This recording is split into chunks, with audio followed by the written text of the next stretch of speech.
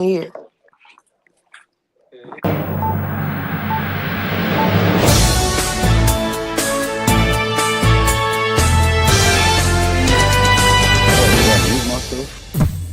I'm muted right now.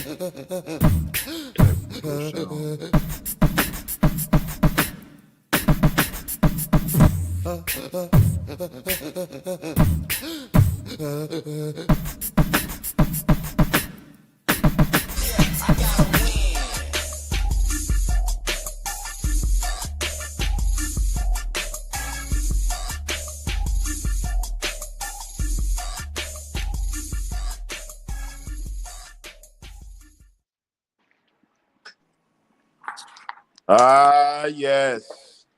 Welcome to the LetCha podcast. It's your boy EK. What's going on? What's going on, NOO? Hey man, I'm chilling, man. I'm ready, man. I'm ready, feeling good tonight, man. We got a nice bunch of people on here. We got Chaz, we got Ray, we got Chaz Cuz. I forgot your name, brother. My name, Buddy Lee.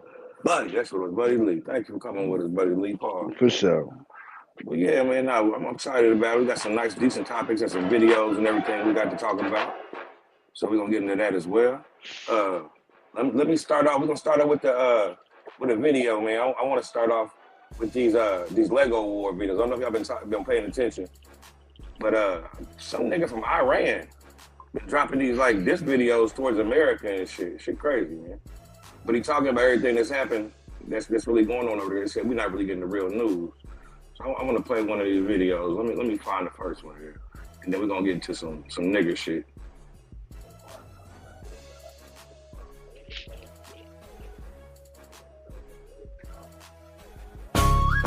Yo, Pete Hexif, this one's specially for you. You punk ass rapist bitch, straight from Iran. Your tattoo covered clown with that cafe ink on your arm. Think you a crusader? Nah, just a drunk infidel in a fake uniform.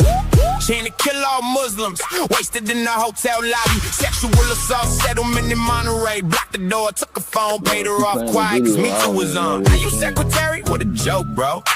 Cheated on wives, multiple affairs, kids in the mix, family man, hell no. Handsy with women at Fox, drunk on the job, your own team say, yo, this dude toxic.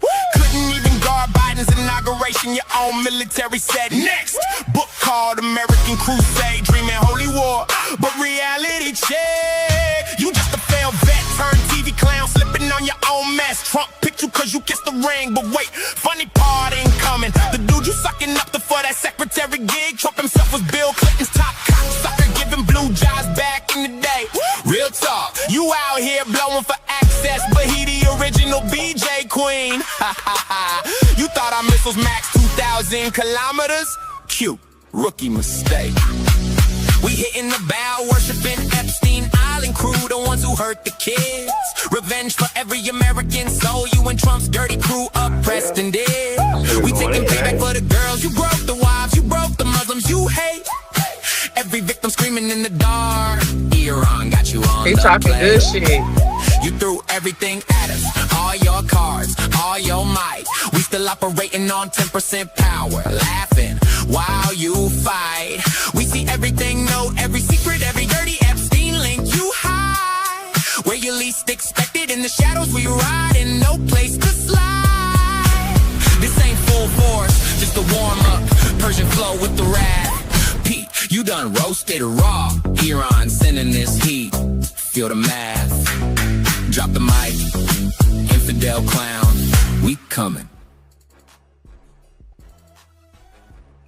Yo, I don't know if everybody was able to hear it. I heard Buddy say he was having some problems. I brought you out, brought you back in.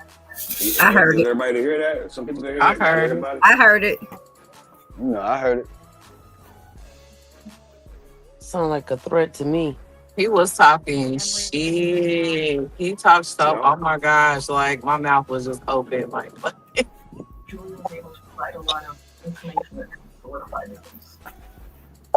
So what's the question? To search Sam home. We were hoping we would have something to include Sam on. What we feel about the video or something? When we conducted the search warrants. Yeah. Were you able to hear the lyrics? Yeah, the lyrics was deep. How we doing now? Can anybody hear me? I can hear you. I can hear you now. Be able to arrest him. We still needed more evidence against Sam. So we need Christine. Bros. Can anybody hear? Yeah, we can hear you. You can't hear us? Is this a sticky subject? Don't nobody want to touch it or something? I can't hear nobody. We can hear you though, Double O. I hear Buddy, but that's not muted. No. Come back out and come back in. I hear Buddy, but I don't hear nobody else. We can hear you though. Okay, give me 1 second. Hold on. We might do a new stream or something. Hold on, let me refresh this 1 second. I knew that in order to help them, I had to betray them. What's up, Chaz? What's up, buddy? Hey, What's up, boo? I know, but Can you hear me, EK? EK, can you hear me? Give me a thumbs up, something. No. Ooh, boy.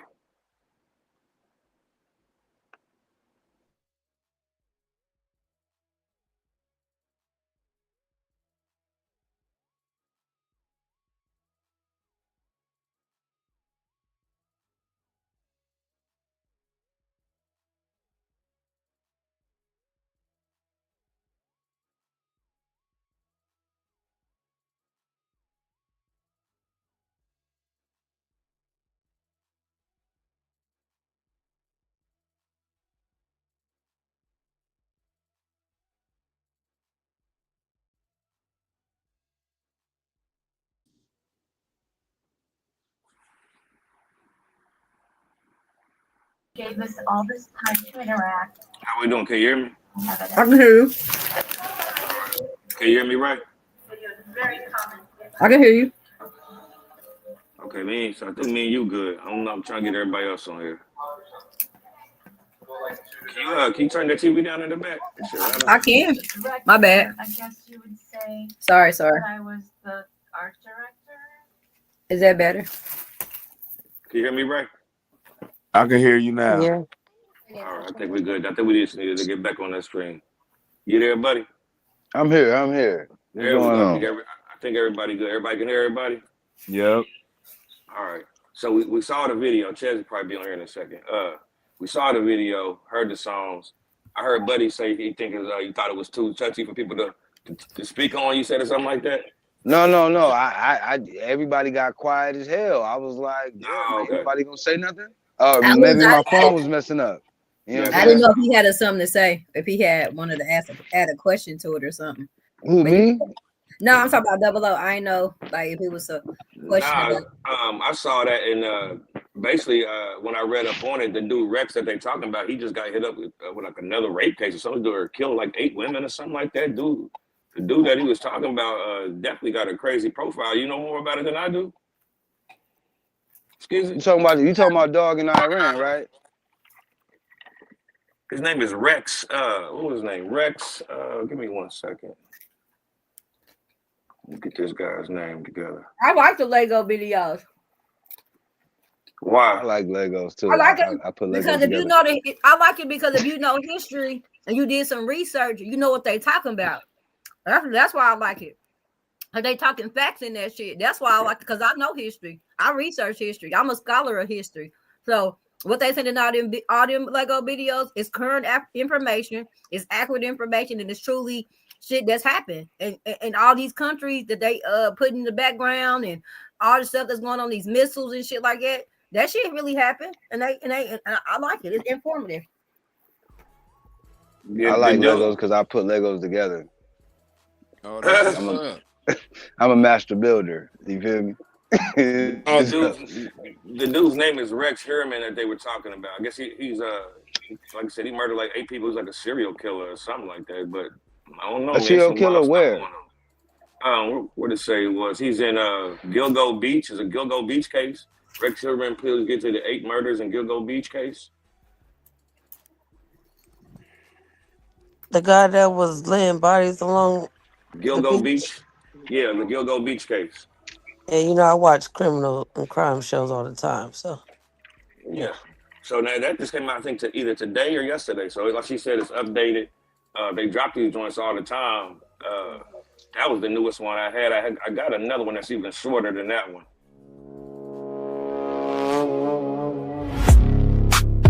Yeah. Every time he talks tough, it's Taco Tuesday. Taco Tuesday. Taco Tuesday. Big threats on Monday, then the chickens out Tuesday. Power plant day, bridge day, all that tough talk. Now he's folding again, what a joke. He screams regime change, drops bombs like it's bold, then runs to the mic and says maybe we fold. One day he's winning, next day he's scared. Every Tuesday he's backpedaling hard. You threatened the straight so we'd live in hell. Now you're begging for ceasefire, we can tell. 17 bases hit your military in shame, but you still out here tweeting like it's a game. Taco Tuesday, Taco Tuesday. Big threats on Monday, then the chickens out Tuesday. Power plant day, bridge day, all that tough talk. Now he's folding again, what a joke. Sacred defense, we still standing strong. Taco Tuesday again, yeah.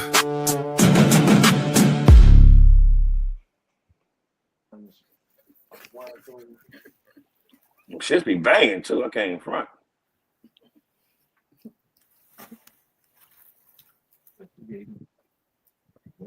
That's who they should have blew up. And his ass is stalling. He be talking all that shit. He know he wasn't gonna blow up that damn infrastructure and shit. He be rapping. That's Who who. you talking about? Donald Trump. Oh, no, that nigga ain't Yes, playing. he If he rapping. say he gonna do something, he gonna do something. Man, he don't want to play with them people. Like that man said, we 250 years of a solid economic civilization. America is the youngest in the camp. America has to understand every great dynasty has fallen in history. Every great dynasty, Rome fell, Europe fell, all those places fell because of greedy motherfuckers. You a historian, huh? I She am. a historian. I like So, that. I like you that. know, I they like all that. fall. So I like that. America's Hey, look, America's not above these all. niggas ain't these niggas ain't falling no time soon. Let me tell you something. You're a historian, so you should know this. The only reason why America ain't falling no time soon, they probably falling like 100 years, maybe 50 years, something Now let me like tell you that, why. maybe. But they ain't falling no time soon because we are the craziest people. No, We listen. are the only people that Go ahead. put what's that, atomic bombs. Remember Hiroshima? We bombed them niggas twice. Hiroshima. Hey, This is what I'm hey, saying. you don't play with Americans. You Listen, let me don't. say. Let me say something. Iran has America by the balls. Let me tell you why. Because Iran ain't got no all goddamn money, all man. that straight of We Hormuz, raped them niggas years ago. that's Sorry, killing pause. America. I That's don't killing mean to say it America like that. because that's killing America because they not letting nobody come through there. You're not paying the petrodollar in dollars no more. They want that barrels. They want that barrels in yen. They don't want in yuan. My bad. They don't want it in American Y'all dollars. there? Trader Hello? Hormuz said you're gonna have to pay in a whole different currency because they know without that oil, American dollar, that petrodollar ain't shit. And that only came in 1847. My bad, 1857 when we came into that, because we was the big dog, you know what I mean? So we made the petrodollar. The barrels of gas have to be traded and sold Somebody in the car. in our American dollar, but that shit over with. That boat and came and sunk now. And if that Strait of Hormuz keeps staying closed like it's closed, it only taking the yuan for the currency. We owe $38 trillion in debt, and a lot of our debt goes to China. So if they yield on these little on their interest and all that, I mean that's a whole nother ball game. But baby, America, hey, listen, we better find something else to do. And I can't hear nobody. You couldn't hear nothing she said, brother? Can you hear me, buddy? I don't think, can you hear me, Chance? I can hear you just fine. I can hear everybody. Okay, I just think we need Buddy just to come back in. I think he had a bad one. But nah, I think it's crazy, man. Like I said, I think it's, like she said, informative. It's fun enough to watch for obviously a kid to watch, and you can follow. They said they wanted to put it in layman terms so everybody can understand what's going on. That's why they chose Legos. Yeah, dude don't even got to rhyme half the time. He just say what he say. But I just want to throw that out there because I thought that was dope. Ski actually turned me on to that. But let's get into some nigga shit, man. Let's get into some Gucci and Pooh Shiesty talk. Oh shit. Memphis stands up, goddamn it. Memphis Yes. is a fucking building. Let's get some nigger shit popping. So we know what happened. Only we got to go through everything. It's been out so long. We kind of know what happened and everything like that. But just give your opinions on not just how stupid it was and everything, but just I want nobody's really talking about what kind of deal he got. What is it? Is it that bad a deal, guys? Anybody know? Gucci made like 29 million since that boy been locked up. And Yeah. they give him nothing. That's I why don't know too much about it, but every time I heard about a deal gone bad, it was a 360. So I guess that's not really a good deal. Yep, I'm with Chess. But they said he made like 25 to 29 million since he been locked up, and like he like, you know what I'm saying? Like, I mean, you look at it though. We keep it real. Remember when Gucci was on that video in the car and he was saying he had to let all his 1017 artists go, but Fabio and Pooh Shiesty or whatever. So with that being said, like when Pooh got out, you didn't see Gucci nowhere. You didn't see Gucci, you know what I'm saying, like roll out the carpet for him or nothing like that. It was like his main niggas, you know, his Memphis niggas, his mama, you know, people that kind of fuck with him when he was locked up, but you ain't see Gucci nowhere. So, you know, I mean, you know, that was a telltale there. But I mean, I feel like what's this rumor right here that Gucci only signed him because him and Yo Gotti was beefing? That he was trying to. It was some. Did it go out again? Some Memphis, Georgia beef shit. I can hear you, buddy. Oh, okay, cool. All right, so a 360 deal is not a bad deal. It's not the best deal in the world, but it ain't a bad deal. A 360 means Can everybody hear me? You pay for everything I do, and I pay you back. That means I got to go to work. You see what I'm saying? Like a 360 is like a distribution deal. That means that. No, hold on, wait. You got to read them fine terms in them 360s too, because it ain't just about distribution. Because they take they take your image, they take your likeness, they take everything. You have no creative. Absolutely right. You got to read. You got to read the paper. You got to read the fine print. Yeah, you got to read that because they be like, oh, they read them first 5 pages, but it's 55 pages, dummy. Absolutely right. Now, but let me say this in their defense: they have attorneys too, though. There should be, but see, this is the thing about artists. They take the lawyer from their record label. That is not your fucking lawyer. That's your record label's lawyer. That's not your contracted interest. He don't have he or she does not have your best interest at hand. Okay, cool. They should be the lawyer. Can I tell you something? Pooh Shiesty isn't a businessman. Pooh Shiesty's a nigga. I never said he was. I'm just saying. Okay, cool. Everything you talking about, a businessman though. No, I'm saying, but if somebody, period, though, just real life though, even if because I know back in the day, who's trying to get into the industry, you had to have a whole crew of people just to have even to get a shot at a record deal, right? Since when? I'm talking about back in the day. I'm talking about you had to have publicists, all that shit. You had to have a whole kit of boodle of people. So all I'm saying is maybe when Pooh Shiesty got started rapping, he like didn't have that PR, the manager, the whoever, but getting into a contract, you gotta have. I know his mama. Somebody had to get this nigga a lawyer or advise him with a lawyer. You know what I'm saying? No, you giving these niggas too much credit. Why you think they kidnap a nigga? I mean, I don't think they kidnapped him though. That's the thing. We saying kidnap. Okay. We haven't seen kidnap though, because the feds said they don't even have to. That's kidnapping. Okay, cool. Let me break down kidnapping to you in the best way. No, I don't need you to break down kidnapping to me. I'm telling you what the Fed said. The Fed said they have no real concrete evidence. That's what they said. I'm not repeating nothing but what the Fed said on the news. They said they have no real hard evidence that there was a robbery with Gucci Man. That's what they said. Everybody on these motherfucking podcasts with these internets and cousins and text messages and shit. No, the feds, the federalianos said. Can I ask you a question? Hard case. No Can I ask you a question? Evidence. That's what they said. We don't see no video. We ain't seen no video. Brandon, I seen video. Internet. I seen video. What video y'all see the feds didn't see? Because the feds clearly ain't seen the video. Everybody on the fucking internet talking about seeing. Because the feds said I seen Pooh Shiesty coaching. Where that video at? I seen Pooh Shiesty coaching Pooh Shiesty and Gucci on what to say because they need video evidence to make this shit stick. What they thought. Okay, cool. Let me tell you what I know by law because I was a criminal at one point in time. I'm not a criminal. I'm a paralegal, 6 years. But you're a paralegal. That's medical field, right? We talking about law. We No, talking about like the justice system, right? paralegals work in the office. I work in the law offices. Oh no, they can't hear me no more. Weird. Paralegals Yeah, work in shit's the law crazy. offices. Oh, they can't hear me no more. We hear you. We hear you, brother. You gonna say? Can he? I don't think he can hear us. Can you hear me, I can't Chad? hear.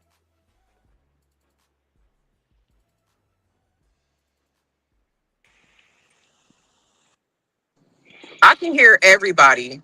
Okay. I don't Oh, I think. can hear you, Chaz. You can hear me, but you can't hear nobody else. No, I can hear my man. Okay. Okay. Go ahead and say what you were saying. You were about to say something about her being a paralegal and all that. Paralegal.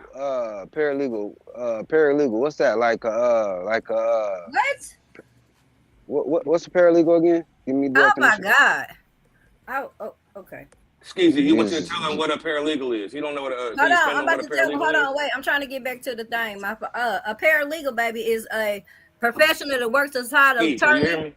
I can hear you. Can you hear me? Yeah. Can you hear Okay. me? Yeah. What is a paralegal, Ski? A paralegal is someone who trained for 2 years or more, works alongside an attorney. I do everything he do, but sign and notarize the paper. I do all the research. I do all the writing. I do all the drafting. I sometimes present in court, depending on what type of lawyer I work for. You the one that do the typing in the courtroom? I'm not a court reporter. I'm not a stenographer. I'm a paralegal. I sit at the table with attorneys. I represent, depending on what type of jurisdiction of judges and lawyers I'm working with. But no, I work with attorneys, hand in hand. So I'm not in the okay, medical. Cool. So let me ask you this question. What type of case do you think Pooh Shiesty got? Right If you was representing Pooh Shiesty, what would your best defense be? So I wouldn't be repping Pooh Shiesty. I would be the prosecutor. I would be the one that come into. No. We asking if you was. Wait. I'm telling you my position because his defense is Hold on, Ski. He asking you a hypothetical question. Okay, go ahead. That's all it was. My defense would be okay. So the hypothetical question: if I was to represent him, if I was his attorney right now, I would want to see the Carfax. Show me all the video. Pull me all the audio because this is the thing. The security guards was in the hallway. So they can't even tell you what was going on in there. Their protection was in the hallway. So clearly, if their protection in the hallway, they didn't feel scared because you put your protection. No, you're asking me as my defense. This is my defense. You're right. I'm sorry. I don't even mean to cut you off. I'm sorry. Go ahead. I would want to know I would need to see all the audio, all the video. We will pull that first. We want all their discovery. Secondly, I would also make note that the security was outside in the hallway, both securities. So to me, both your security in the hallway, that means you didn't fear, it was nothing, you was comfortable. It was normal as possible. You know what I'm saying? And I would also ask the judge to strike down. It happened on January 10th. He was arrested like April 2nd or 3rd or something like that for it, okay? So they didn't even follow the right steps that they was going to violate him because he should have been back in jail by the 13th or no later than the 14th. You know what I'm saying? So I would have a lot of stuff dismissed. I would actually ask this case to be dismissed because if Gucci was robbed, we don't see no video. Gucci's now saying he's not cooperating. So that blows your whole case because. But see, that's what I'm saying. That's what I'm saying. You keep you. But no. Hold on 1 second. I'm trying to make. I'm giving you 40 seconds. I'm saying without the video, right? Then that means there's testimony. If your main witness is saying he's not cooperating, you can't put him in jail. You can't really do nothing if he don't want to testify. You can try to lock him up for contempt or whatever, but it's not going to work. You know what I mean? So I would just say, to me, if I was his attorney, I would need to see all those facts, and if not, I'm gonna need y'all to dismiss this immediately. That's just what I would do. Okay, my first question as the prosecutor, because you're the defendant right now. I don't know if you forgot that or not, but you're the defendant right now, right? Mm-hmm. My first question as a prosecutor to combat your question is, how the hell all the security in the hallway when all the security got robbed in the studio booth? I would like to say Feds was actually talking about it. The transcripts is out. You can go to the .gov and read them. The security was in the hallway. and they were not robbed because they were in the hallway. They did say that somebody was choked out to unconsciousness too. So But it how? wasn't the security guard, I'm asking. This is hypotheticals. I don't really have all the evidence in front of me, but I'm just saying from because I don't think nobody got all the evidence in front of them. That's what we talking about. But what I'm saying is, at the end of the day, it's the burden of proof for them, for the prosecutor to prove that, right? And all I'm gonna say is the boy didn't get released on bond today because for one, he's being held. He's still a state property. He was just at home or in a halfway house, so he still was just a step away from being back. No, he fucked up. I'm gonna say I don't think Pooh Shiesty going back to prison for no long time if he go back. All right. Okay, I'm gonna ask the real nigga question that everybody want to know, I guess. Is Gucci Man a hoe ass nigga for snitching on Pooh Shiesty? Because that's what he about to do. Cal, can you hear me, Cal? Yeah, I can hear you. Can you answer that question? Is Gucci a hoe ass nigga? Is Gucci Man a hoe ass nigga snitching on Pooh Shiesty? Let me say this, man. That's a tough one. I mean, you just got robbed. Like you just got robbed. You just robbed. Like, what if somebody rob you? What you gonna do? Like, man, I'm gonna keep it quiet. That's a tough situation. It's a lose-lose situation. About all that street shit on them albums. Yeah, that's kind of crazy. Talking all that gangster shit on them albums though, like smoking. I mean, he talk all that gangster shit though, right on them albums. All them motherfucking 2,900 mixtapes he done fucking put out since motherfucking 2005. I'm just saying now. That's fake rap. Man, I say, man, it's a lot of gray area in that situation. We pick and choose, man. Because of course they talk all that shit on the album.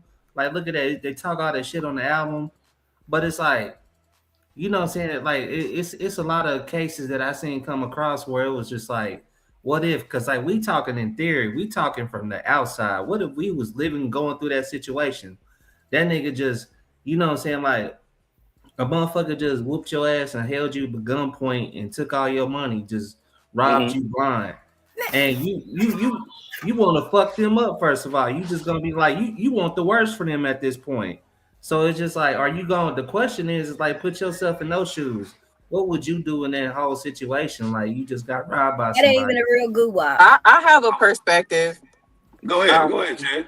Just from so there's two perspectives. We are quote unquote civilians. We don't live the street life. So somebody like one of us, especially at our age, I don't think it is snitching. A crime occurred. You were robbed of your belongings, and you're going to call the police and get it taken care of, whatever, make a report. But when you claim you're a rapper and you claim to live this street life and you live by these laws and these rules, street rules is you not supposed to snitch, and you know who did it. If I'm a street nigga, I'm not saying shit, and I'm going to get my lick back. No. I disagree, because first of all, you can't get your lick back because he can't afford the lick back, first of all. Second of all, this ain't even street business. This is real business. This is check signing. But they are allegedly street nigga. Like Gucci Mane is allegedly a street nigga, right? That's cool. You can be a street dude, but once you're doing corporate business with somebody, that is not street business anymore. But Gucci, right? But the way that he went about the business was a street way. That you didn't get your lawyer. You didn't try to go to HR. You didn't sue me for nothing. Nothing. You handled it in a street manner. You got nothing accomplished handling business like that. You got nothing accomplished. Right? Can we agree on that? Yeah, we can agree on that. But this is my thing. Everything's allegedly because all I'm saying is this is the day. This is the day of the internet, y'all. Like, come on, man. We would have seen them videos way before. This shit happened in January, bro. This didn't just happen last week. It happened in January. Niggas was talking about it back then. But I'm saying, but it still was no videos. I mean, all I'm trying to say is it's the internet, y'all. Shit get to the internet all the fucking time, man. They can't even hold in some real top classified shit without the internet, from the internet. They talk about some goddamn Pooh Shiesty Gucci Man videos and these niggas fucking flex all the time about being so gangster and shit. Man, we would have been and seen that shit. And then if it was some cameras on them streets, like everybody's saying, they can get footage for 100 fucking 10-mile, 20-mile radius from east, west, north, south. Get the fuck out of here, man. Man, listen here. That's Dallas, Texas, bro. They got those motherfucking license plate scanners. They got all them motherfucking readers. They got all that central intelligence shit down there in Texas, Dallas, Plano, and all that. Yeah, they got all that shit. So what I'm saying is, if they really had shit to nail this boy, they would be showing us the videos because they want to perpetuate a mindset and ideology of what happened with this. And if it's a trial, they want to already shape the mindset. Man, come on, man, quit playing the game, bro. They would have been already stacking the cards in our face just so it couldn't be these kind of conversations, because they would have been showing us the video and the conversation and the video and them leaving and not, man, gone. Until I see it's so like this the other thing you gotta think about too, because like you gotta think like Gucci Mane is an ex-felon too. Like you want to go get your lick back and shit. Like what you doing? You want to go back to jail? Like you want to go get locked up? I mean, like yo, describe to me what his lick back is. Tell me what his lick back is. Look, but like you know what I'm saying. This is my thing is like. That tells us like how our logic is as people, as a culture and shit. Like you ready to go back to jail, you ready to go back to prison. It sounds good until you spending the rest of your life locked up around some motherfuckers. You watching your back, you might get stabbed. Motherfuckers trying to take your ass all the time. You missing out on life. I don't know. It's just like at some point you just gotta think about some logic about this situation. Even like Pooh Shiesty. The shit was fucked up to even begin with. I understand that he was doing it based off the principle because he was locked in the contract.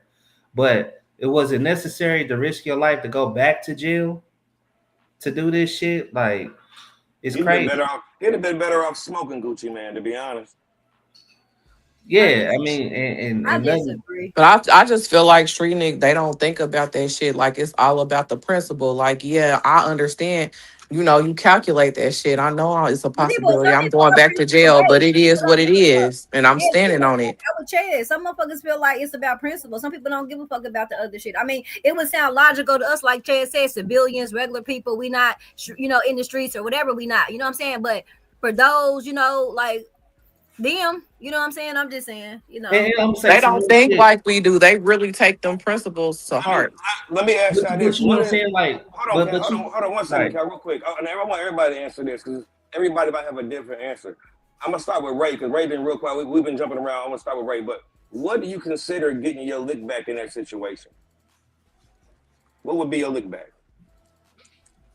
Honestly, it wouldn't be nothing physical. It'd be something mental or something I'll fuck him up with that he won't least expect it. Okay. Cal, what about you? What would your lick back be? Same thing, nigga. I'm gonna hit you some methodical, nigga. I'm gonna hit you with some thought, nigga. I ain't gonna hit you physically. I'm gonna hit you where like mentally, because it's gonna hurt you more. And hit you in a way that you know what I'm saying, that like all you can do is just be pissed about it, just sit on it. You can't do nothing about it. Chance? What you said? What would I think? What would I consider getting my lick back? Yeah, what would your lick back be? Oh, if I was the nigga, if I was Gucci Mane, I wanted to get my lick back. You was Gucci Mane. A nigga put a gun to your face, basically, and that's it. And took your watches and money and shit. That's and I know this nigga too. Hey, and I'm a street nigga. It's over. I'm definitely gonna retaliate. It's not gonna be when you gonna think everything's sweet. You got away. Well, we laying on you. I don't know. I'm not gonna go to this. You are hilarious. Man, that shit. I mean, I don't know, man. Like I think of that shit as a whole, like we. But that's just street mentality. No, I mean, how I am now. I'm scared. Shit, I'm going. Shit. I'm just saying, like, even with street logic, man, it's just like, you think about it, man. The street logic, how fucked up society is that you just ready to go back to jail. Listen, let me say something. They do not care. They do not. I know, like I know street. They they know how to survive. They're not tripping. They got niggas in there. They don't care. Can I answer the question? Yeah. The question for me, I would say, I'm a little bit of mixture of everybody on the panel. I ain't gonna say too much else, but I would say this is my thing with us, right? This is my thing with Black people and just the way things have been done, right? Because if we know the history of the music industry, it's been fucked up since the beginning of the fucking time. They played motherfucking Marvin Gaye, Sammy Davis. They played every motherfucking body under the sun. They've been dogging us 360, 260, 160, no royalties, no nothing, right? Sometimes it comes a time where fuck all that. Because you would think that the people that are in a position to give us these opportunities would try to be a little better with it, right? Because you've seen the atrocities that's are the people who paved the way for your ass. So you would think when you are blessed to be the one to bring your brother and sister up, that you wouldn't give them no bullshit ass shit. First of all, let's start fucking there. Everybody keep talking about everything else. How about we talk about how motherfuckers even want to get a brother and sister or a motherfucker they say is good at what they do, some bullshit ass shit, taking away every motherfucking thing. And you taking on their likeness and this and that. They can't talk on their own. They can't even take a picture. God damn it. On their motherfucking own. So how about we start there first? And secondly, business has been around 100 years and shit. They ain't around because they just had the best customer service. Just know that too. All the banks, all the oil companies, all the railroads, all the lumber, all that shit. No, they ain't been in business because they just been having the greatest customer fucking service and the best motherfucking deals on whatever the fuck they selling. And that's all I'm gonna say. Facts. Because there's a lot of big businesses out there. They have horrible reviews and they still making good money. Check me out. Let's go somewhere. Let's Cal. You got something you want to add on that? No. I think what Ski was saying, man, she hit the nail right on the head, man. Like business has been shady since the beginning, and what it was like, even with this Pooh Shiesty thing. The thing about it was he should have had some people in his corner to look over his contract to see he was getting paid. Now, like this is the thing, all that friendship, all that brotherhood, all that friendly shit, that shit goes out the business, but go out the window when business get involved. And we see this time after time after time. I think it shouldn't though. That's the thing. It should not though. Like that's what I'm saying. Like I don't think it should have to go out the door. I think you should be able to know how to still be business and professional, but still be mindful. Like just as when I become an attorney, right, and somebody want to retain my services, right, I'm going to be mindful. Like I know my nigga that can pay me 20 for retainer. And I know my nigga that can give me 5. They still get the same services, but it's just one gonna give me 5 and one can give me 20. You understand what I'm saying? But they still getting the same services. It's not like one is going to get one, but I know the one that's giving me that 20 might have a felony. Might call me for some felony shit one night. You know what I mean? So that's why his shit really 20. But you know, like thinking about it, like to say this, like as what you're saying, I agree. Like there should be some integrity in doing business. It always should be, especially when it's supposed to be your people. When it's black, like especially like the black community. But we already know that it's a shady ass business. And like, look at the history of how Gucci got down. Look how many people didn't turn on him. He was fucking with Walker. He was fucking with so many different people. And they told you like Gucci was shady. Gucci was on some other shit the whole time. Like, so like, how Pooh Shiesty gonna be different from everybody else that he did shady? Okay. Hold on, Buddy Lee, you can hear me? I can hear you. What's up, BS? What Buddy can y'all hear me? Mic check. Can y'all hear me? I was doing homework. Okay, well check this out. What I'm gonna do is I'm gonna play this video and then we're gonna jump into another topic real quick. Check me out. Can y'all What hear I me? want to know is why are people finding box of ticks on their farmland, specifically large farms with cows, sheep, goats, horses? What reason would people want to spread ticks and make them? Yeah, that's not the video I wanted to play. A lot of parents are hypocrites, right? It be the same parents who sit here and say, "Stay in the child's place. You can't ask me questions." But you're also the same parent who makes your child watch after their sibling. Yep. You make them tend to household responsibilities, cook for kids, take care of grandparents, give. What y'all think about that video right there? That's the one I meant to play, was the hypocrite parents one. I agree. I think they be really going too hard on it because I didn't see a video. when you agree with that parents can be hypocrites? Fuck shit. We the only. I'm not gonna say we the only, No, but I mean I grew up in an era where can y'all hear me? it's You can hear you, I Jay. do what I say, not what I see, or some shit like that. You know what I'm saying? When you a parent, you have to raise your kids to be adults. Yes, they have to do household chores. Yes, they're gonna have to do Yo, adult can y'all things that hear are me? still kid appropriate in the home, but actually putting the full responsibility on them. No, I don't agree with that. But teaching them and knowing, giving them certain response. Yes, But why I don't think shouldn't she was you giving know? it. You say stay in a child's place and let the kids be kids and blah blah blah. But these kids are going to be adults one day. When do they learn that shit? When it's too late?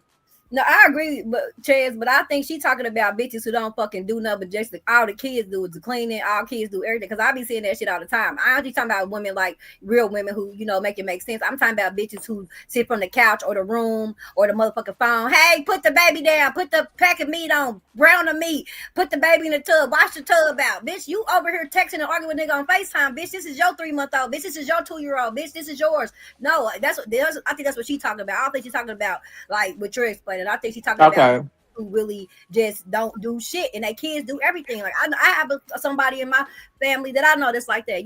Like they kids do every fucking thing. Like, come on, bro, ain't you the mama? Facts. Right.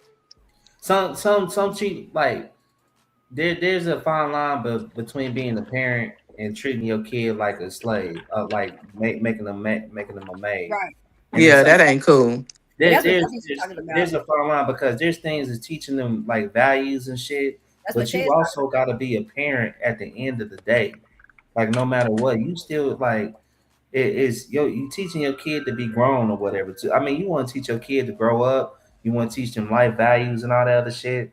But you still got to step in and be the parent, the matriarch, the whatever role that you have in that household.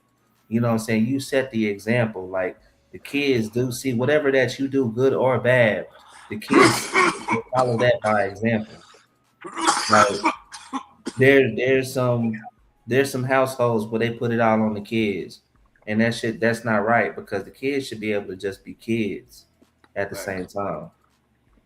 That's a fact. I think a lot of times that happens though which I'm not against. I mean, I see it happen all the time, and then maybe we just numb to it. But where there's that one parent that has multiple kids, but the oldest kid, what I mean, she got more and that's not fair responsibility for than the them. rest They of be them. mad, and they turn out kind of shitty because I'm saying, I got this is close to me, a motherfucking kid being a parent the whole time, and she despite the parent now, like she be like, nah, I can't do nothing. I can't drop them off, can't pick them up, I can't get them from the airport because she had them all the time from like 13 to grown out the house. So them kids sometimes be real resentful of parents like that though.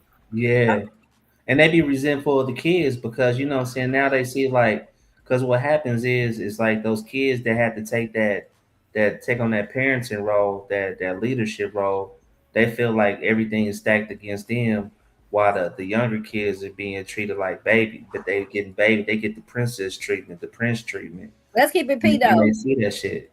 Let's keep it P though. Half these women don't need to be having all these motherfucking kids no way though. Keep it P with you. Ain't got a husband, ain't probably got a real job, probably got a job, not a career. Probably ain't got nothing going on for real. Having all these kids. I'm not saying you can't have children, but why keep having them if you really ain't, if you ain't, progressing?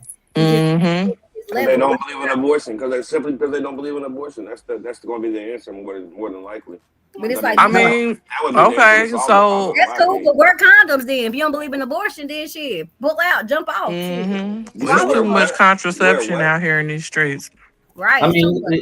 they You said think wear. of it as being promising, and many different factors go into play. Like some think they can trap the man that they with, you know, saying this is a forever thing, or you know, saying there's love at that moment, and things don't work out that way. And like we can also blame both sides for that. Man, the man and the woman, the man But running now the away. woman more important though. The woman got more problem. My daddy told me it's the papa's baby, it's the mama's baby, the papa's baby, and the baby stay with me. That's why I have one. I've never been married, but goddamn it, that one was a motherfucking up. And I swear to God, I don't care what nobody say. And I've been a hustler, but one kid was a motherfucking lot. So to have more than that, I take my hat off to anybody. They got more than one because Because it shit. don't matter if you married or Yeah, not, relationship or not, it's no, always a true stuff. strong But I just thought it possibility. was weird that they were calling it hypocrisy simply because when they say stay in a child's place. And I mean, Hmm. when you saying These stay in a motherfuckers child's need to start place, staying in Charles' place. Shit. I mean, you can. I think you can do both. You can still stay in a child's place, but just because you're giving me all this responsibility, I'm growing up fast. So I think that's where the hypocrisy comes from. It's like Yeah. you're telling me to do one thing, but you forcing me to actually grow up quicker. You know what I mean? So that's kind of what I got from that video. This is my thing a little bit too, though, because parents got to be real too. When the kids is doing all this extra shit, like taking the roles of the parent or whatever, the parents is giving them extra, letting them be a little more grown too, though. Let's keep it P. Don't act like if the baby watching the baby every weekend when you go to the club, bitch, you ain't telling her little friend can come spend the night, or her little boyfriend, or her little guy, or whoever, whatever, or you can go here or there. So let's not miss that part in the whole shit too. So you're giving them, little rooms to be grown because you're giving them as the rewards, giving them access to do things because they're extending themselves past the child.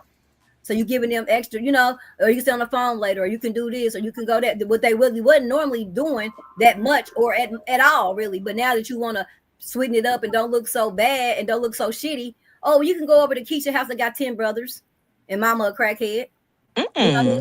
I'm just saying, I'm being funny, but I'm just saying, they start to be a little more lax because they don't want the kid to feel like that's all they do is watch the brother or clean up the house or cook the dinner. So they give him a little more leeway, or they give them, adult, like, teenager type access to like hanging out and chilling and shit. So then when they start feeling themselves, because you allowing them to have them little teenager like tendencies, and they only fucking 10 and 11, then you looking dumb. But it's like you giving them mixed signals. They're gonna be a kid or they're gonna be a preteen or a teenager. They can't be. But yeah, you still gotta let them know. That's where you gotta have that balance.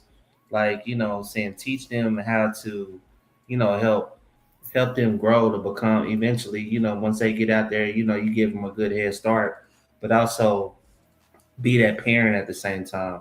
Let you know that, like, I love you, we can have fun, we can cope and joke and shit, but don't forget I'm the motherfucking parent at the end of the day. So it's like morals and values that you got to teach at the same time. If you be too lenient and you let them slide with too much shit early on, and then now you trying to establish dominance, and when shit's going wrong, they're not gonna respect that because you've been a friend, not a parent. Yeah, they're gonna take advantage of that shit too. Is what they're gonna do. And my daughter 26, and we are not friends. I mean, we hang out, we have a good time, we have good communication, but me and my daughter are not friends, but we get along. We have good communication, and she's 26. Yeah. All right, peep game. We about to go to my main event. This is before the main event topic tonight, right here. This is with Jake Paul. The white dude that beat up Mike Tyson or whatever. Mm-hmm. That's what we're gonna. I want to ask you something, because I've been over the last couple of days calling makeup artists, and I was gonna do a response to this and like go and do like the full on darker, and do it, and just do it back, because why not? Yeah, like, are we on the same playing field? Like, I think if there's a way to do it, singing in well, even this sentence, but if there's a way to do it, I've been here many times. If there's a way to do it, I think, Go ahead, I think there needs to be some black support for the character. I think, like, okay. So before you say anything, I want Chance to go first too. But I don't know if y'all can see the overlay with the mate. But we got white people doing. I got a baseball player doing Jay-Z down there. We even got Drake doing Blackface.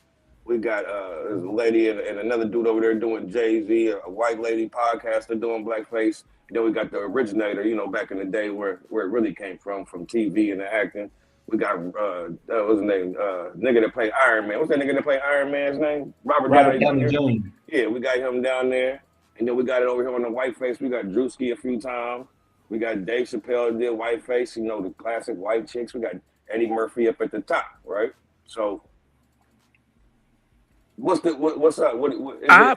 Go ahead, Chiz. What's up? What you think? I pondered this when I saw the Drewski doing Erica, forgot her last name. Kirk. But Erica Kirk. And I pondered this because a lot of us were in the comments saying, oh, it's 2026, or it's just comedy, or it's just this, everybody man, woo woo. And I'm like, I mean, yeah, but when a white person does it, oh my God, it's racist, woo, woo, woo, blah, blah, blah. Like, it's just an uproar.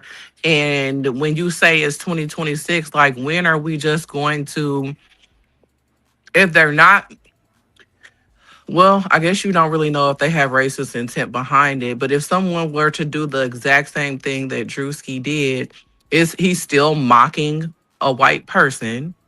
It's still done in the spirit of mockery. So how is it this is just what my mind, where my mind went. How is it okay and it's just comedy when he does it, but when white people have done it in the past, or even more in more recent times, it causes an uproar. Like, I know the origin of it, but even the origin of it, it was still mockery. So I just I just feel like sometimes with certain things, there's just fake rage. Like, you just feel like you're supposed to be mad because of whatever. I disagree a little bit with that. I get that it is 2026, and really sometimes people use pain infliction, and the comedy is ways to cope.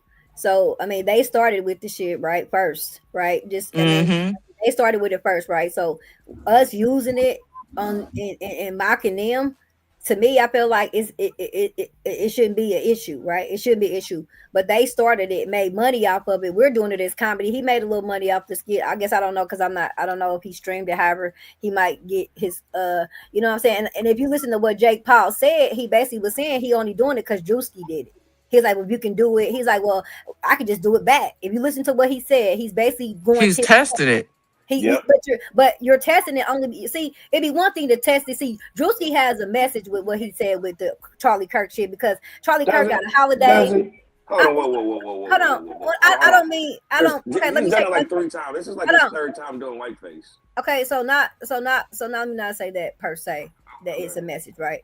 But I'm saying he was on the algorithm of what was going on when it came to the conservative women and the conversation and all that, right? And on top of Candace Owens being on top of motherfucking Erica Kirk like her goddamn hat. Okay, so he was feeding to me, but feeding marketing and what was going on at the time, because that what was going on. If you was in the politics, if you was on Capitol Hill, if you was on any of that, that's what was going on. Women conservative and the laws they was talking about, what they were passing, and just they whole microaggressions. That's been the topic for the last like 4 weeks when he did that. You know what I'm saying? So I'm, as marketing minor, I'm feeling like he capitalized on that. But what I'm saying is, like, they started it. So if he did it, you know, okay. But I feel like if there's a reason for you to, like, no, if you, like he said, if he had a fan base, or if he had like some little dude that was in his camp that he mocking, or, you know, he wanna, you know what I'm saying? If it was a reason why he was trying to perpetuate that, or it was some type of anything where he was trying to, you know, but you just want to do it because Drewski did it. It's like, are you a monkey see, monkey do, motherfucker? Because you really have who you gonna mock? What you gonna do? That's just my opinion. Cal, what's up? What you think about all that? Man, it's a lot to unpack from it. So, like, let's start off with this. So, like, you know what I'm saying? Like, you know, like from the first statement that was going from like who don't follow me 317, right? Check me out. So, like, check this out. I agree with what you're saying, because it's like, why are we playing tit for tat? The same things that we used to bicker about and get mad about for, not bicker about, the thing that we used to be outraged for, people doing blackface before in the past, we doing the exact thing. Now, we always said it was wrong for them to do it. Now, why is it okay for us to do it now? It's us playing tit for tat in this situation. We don't make the situation any better from us doing this. Now, I do see it in there. I do see the comedic approach to it. I feel like what Drewski is doing, he's addressing things on a bigger matter, on a bigger scale. I think I take it beyond the racism thing with him, because he's done this with pastors. He's like, the way his comedic approach, nobody's safe. He done it for black pastors, white pastors, the conservative community and stuff like that. Everybody that's across the board. Uh, and looking at this picture, by the way, the only person, you know what I'm saying, really like, okay, Drake blackface, and this is a whole, that the Drake thing doing blackface is a whole light skin, dark skin bullshit that's going on. So that, like, I think that just cancels itself out. RDJ, like Robert Downey Jr., when he did it with Tropic Thunder, I think that he did it in a comedic way that wasn't offensive at all. I think people 20 years later want to be sensitive about it right now. And I think that he did a really good role of what he did.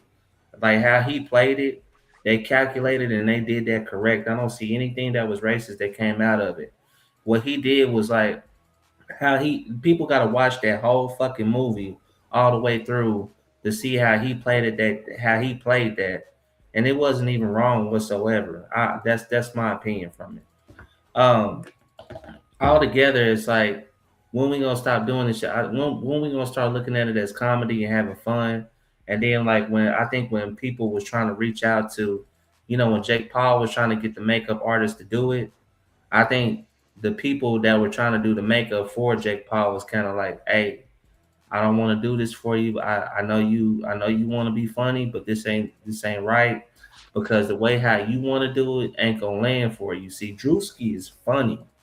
Jake Paul, you are. That's what I was gonna say though. You're not a comedian. I was going to say that. That's exactly what I was going to say right there. You're not even a comedian. That's the main thing. So, like Chad said, though, I think he's doing it to test, because it's not that he's doing it because he did it. He's doing it to test us. He's about to see if we're going to wild the fuck out over it, and then he's going to call us racist. That's what's going to happen. I don't think we are, though. But see, the thing about it is, he said, "Are we on a fair playing field?" Is what he said. Are we not on a fair playing field? Y'all can do something that we can't do. Just like the N-word, basically. We never been on the playing field fair. We also got to understand that Jake Paul is a person that always pushes things to the limit. That's the person that he is. But when he does it, it's going to go too far. Society ain't going to see it how he's trying to see it, or how some people who are more open to seeing it for what it is. They seeing Drewski do it. How come he can't do it? And yeah, he got a point, but at the same time, it ain't gonna land. He's not a comedian. He's not funny. He's not an actor. He's not that person. He's not that guy. That shit's gonna turn out to be corny as fuck. You're not gonna be funny at all. It's not gonna end well. So I think it would be now. This is me. If Gary Owens did it, we fuck with him. That's our nigga. And what if he did it? He's a great comedian. It'll be totally different. It'll be totally different. I think. All right. So I think Gary Owens can know how to do approach. I think Gary has black wives. He got mixed kids. I think his approach will be a little bit different. He has a experience for real, not just banging one. He was married to one. He had a bonquisha popping niggas out his head. He got a kid. He got some finger snapping daughters. That nigga would know how to do it a little better. I think y'all opening the door for them to say the N-word. That door has already been open. It's accepted. That door, trust me, that door been open. We know those conversations. No, but for a lot of black people, the door has been open. They don't care. They got white. I done heard one. Oh well, when I'm with such and such, they don't trip. And I'm like, well, okay, well that's you and them. Like the door has been open. That's true. Like for some groups. Some they let, because like they try to, there's somebody there's we can all say that we know some people that want to fit into black culture, some white people that want to fit into black culture, and they slipped and said the word. If they tested the waters and see what happens, and people was like, it's just the word, you know what I'm saying? Right. Because you do have white people that actually have grown up in the culture, and that's really all they know. That's really who they are. What about those? What about them? Man, let me say it like this. The best analogy that I can always say it is, it's equivalent to like, you ever seen a group of girls, their best friends and shit, they all together. Hey, bitch, that's my bitch. Bitch, what's up, bitch? Hey, what's up, bitch? But then somebody from the outside was like, what's up, bitch? everybody get offended from that. Mm-hmm. You know what I'm saying? And that's the same situation when you say niggas. So like when you have a white dude in the mix, say it's one white dude and it's like 9 black guys, and 9 black guys is like, no, what's up, nigga? What's up? That's my nigga right there. All this other shit. And you know what I'm saying? Look at this nigga right here. And then they up there looking at the white dude like this nigga right here because people done did it that way, that exact way. So then they get to saying it so much, and they be like, is it okay for me to say it? And he slipped up and say it one time because that's what they call him nigga. You know what I'm saying? They call each other nigga. Every other word they say is nigga. And then he think it's all right to say it. And then when he gets around a small group of those guys, so it's not like 9 of them, now it's like 3 or 4 of them. He's saying everybody has that moment like, damn, is it cool? But then he cool though. And I know he don't mean it that way. So then they allow him to say that shit. So then he tests the waters with them and do that good 3 or 4, and then they get in the mix of that 9 people again. So it's not 9 black guys again, a mix around with the 3 or 4 black dudes that was saying that shit was cool, and then he slips up and say it, then that shit is all wrong, and then they turn on him.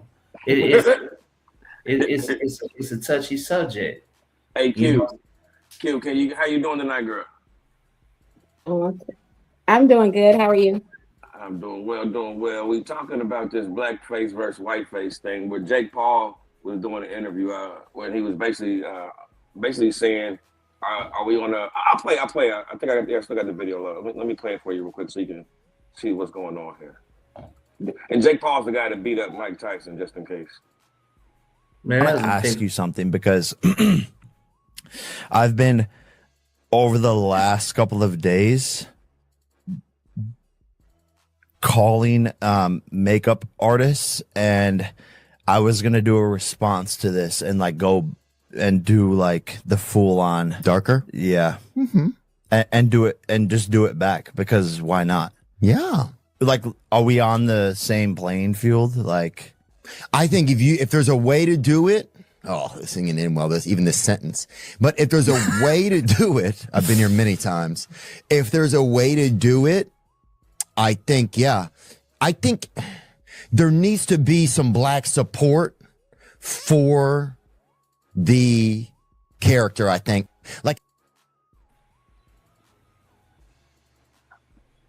So that's basically what we still know. You see the pictures we got blackface from the white chicks from the Wayans brothers. We got Dave Chappelle doing it, Eddie Murphy, Drewski, and then you see all the whites over there doing their blackface. Jay-Z, Robert Downey Jr. Doing from the movie, all kind of blackface stuff, right? So that's where we at, and I think I lost Q already. I might have lost it when I played the video. Hey, but I'm gonna tell you straight up. Any black person that he went to ask for their advice or their support, they was like, we not touching that shit. And that's why he said dark. That's why he said dark. He didn't say black. The nigga said to make That's it why dark. that's why he went dark. That's why he said dark. That's why he didn't say black. He said dark. He ain't fucking with. They was like, hey, this ain't your battle. Hey, this ain't got nothing to do with you. Keep your ass up out of this one. If you want to keep your career going, don't do this. Don't do it. Like, hey, look, stick to fixing your fights. Get over in the ring, running it up on Netflix and pay-per-view and shit. Getting your jaw broken every once in a while. But don't do this. I don't give a fuck how conservative that you are, how much of a Trump fan you are. Stay the fuck up out of this. Are you familiar with Matt Rife? Yeah. Well, there's no audio of it, but even Matt Rife has said something recently. Like he said, how to keep that. Basically, said something like keep that same energy. Basically, something of that note. Keep that same energy. And so they do have a point. It's almost like, hey, if y'all think this is funny and it's blowing up, and I'm a comedian, I want to do blackface. I want to do it right back. It wasn't blowing up because of that, though. It was because it was Erica Curtin. How the hell had that bitch been acting out weird and shit and turned to Point USA? Like, people got to understand it. He was like he said. Before this, I'm going to let you finish. Before that, remember he did the trucker when he was driving around? He was driving around the trucker with the beard and the MAGA hat and all that and the overalls? Yeah. Okay, go ahead, Steve. I mean, all I'm saying is And I ain't trying, even with that though, that's a lot of how Mega look. Shit, he ain't lying. I mean, if you get down to Alabama and go to motherfucking Oklahoma and go on back through the Carolinas, I mean, he's talking about what he's seeing. Like they not looking like they not polo down to the socks or nothing, nigga. They looking like how he looking. Was it a little embellished? Yes, but he's just bringing relevance to, like, if you never saw a MAGA, he's a MAGA. I mean, with a little comedy spin to it, and that's just represented because people be thinking like, who's MAGA supporters, MAGA. So I mean, he put a face with MAGA that because you could, whatever. And just like with the Erica Kurt, it's like, nigga, you ain't Jake Paul, like you ain't got no real substance that you want to go get darker for. You know what I mean? Are you trying to protest something or say something or something? You getting this? I want to do it. I want to do it for people that's never seen a nigga. I mean, people that's never seen a nigga. Here's a nigga. But what I'm saying is his point of what he just did with Erica Kurt was bigger than that. First of all, Candace Owens damn near cracking the case, okay? And ripping her apart because she been lying and she was a Romanian spy tag, you know what I mean? Like she has a lot of stuff, you know what I mean? So he basically was kind of like putting her in the spotlight again because, like, what wife brings out firecrackers and be trying to sell merch at your husband's funeral? Like, you don't even go to the funeral, you're somewhere trying to sell merch at a college campus. Like, I mean, it was just weird. So I mean, he's like bringing reference to that because they're introducing that TSP shit to schools. They're bringing that turning point USA ideology to all the schools in America. They're trying. So that's what she's out here pushing. So he's like saying, this is, hey. And to piggyback off of what Ski is saying right now, man, look at what Drewski done, the body of his work. We are gonna bring out the trucker shit and we gonna bring out the Erica Kirk shit, but also he went at the pastors too. Hell yeah. He went at black pastors and white pastors too. He went at them. When he does his comedic approach, nobody is safe. If you over here fucking the system over, he's gonna make fun of it. Like, whether you black or white, he let that be known right there. Nobody is safe in that situation. He doesn't use color in that situation. That's his approach. That's the difference from what he's doing from what Jake Paul is attempting to do. Like, that's what I'm trying to say. I ain't seen the ones he did with the Mexicans. I ain't seen the one he did with the Mexicans. Man, he hit Mexicans. He hit black, white, Iranian. He is hitting every fucking race. Look, I bet you TD Jakes was pissed off when he was up there doing that pastor shit. Like, look at how white pastors doing in these churches right now. Anybody that's scamming the fucking system right now, he's calling them out and making it in a joke, and they are getting offended by it. And my daddy said only hit dogs holler. So yeah. Shit, if it ain't up your ear, why you howling? If you ain't hit, why you howling? I don't care. Let me get cute. You back. Now we got you back. I don't know if you were able to see the video or not. Actually, I know all about the situation, so I'm kind of good on it. First of all, I want to say I'm sorry for being late, but I also want to say hello to everyone. About Drewski. Drewski has outthought the game. Drewski has changed the game and made society look at themselves. I am one from the church, and when I seen Drewski doing the church skit, I wasn't one offended because there was some truth to what he was saying. Now, is every church like that? No, but there are some that we know that are. It was brought a light to reality. Has also done Muslim. He's done just about everything, but he's taking it into the fact of doing it as a comedy, but it's got a reality to it. And it's making everyone check themselves. And I think it's no better way than to cause people to be accountable. So I applaud him for the way he's doing it. No, some of us don't like it. We in our feelings, and it's okay. Drink a Pepsi and come back next week and get your thoughts together. But another thing is this. Now it's another game being played because now people have been offended and now want to do the same thing. But the only thing about that is, what is the motive? Now becomes the question, what is your intention of trying to come back in behind and do it when that was not what you were trying to do at first? And so now it causes a question. But we have allowed offense to be accepted. I think I just heard someone say that when women sit around their girls, you're able to use the B word, but if anyone uses outside of the circle, then we got a problem. And there's some truth to that, but I don't sit around women. Women can't sit around me and call me no B. I'm just saying. So that's where I come from, that part of it. But when you allow offense, when you allow disrespect, just get ready for whatever. We allow offense to take place. And so now you either accept it or don't accept it. But when we have lived a life of it,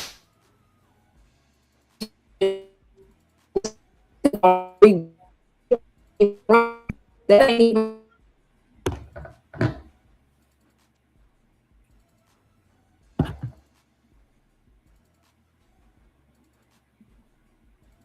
Can y'all hear? Did we lose, or is that just me?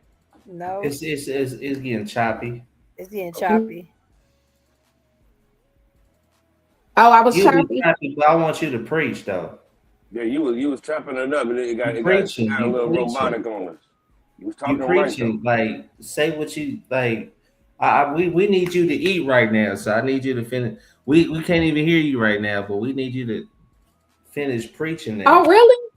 No, there you go. Go Can you hear me now? You good? We hear you now. We hear you now. Now, see, I don't even know where I left off. No, it's like where Go ahead.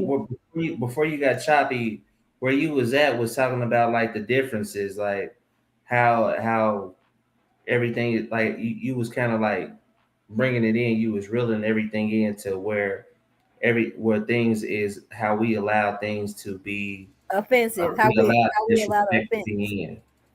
Yeah, once you allow disrespect to come in, you might as well get ready to accept whatever you're going to receive. When you allow for, because sometimes we get in our feelings, we get offensive about things, and that's fine. That's human. But the whole thing is when we accept certain things, I mean, what are you? That's the playing field. What happened? It's like you cutting in and you cutting out slightly. You like right when you eating right now, and then it get choppy. Man, somebody don't want to hear what I have to say. Yeah, I think they watching. They might be watching. They might be Big brother's watching. Chaz, what up? You still there with us, Chaz? Yeah, I'm still here. Hey, Right. so like, let me say this. The biggest question is, do you think that we are selective on our approach? Because like amongst our inner circles and shit, we are very offensive amongst each other without knowing it. That's about to So when ask that. somebody outside say something, now we are offended. Like now, should we hold that amongst our own groups as well as we hold that with the people on the outside of our groups? Like, should we start changing the narrative as a culture? That's a great question. Chaz?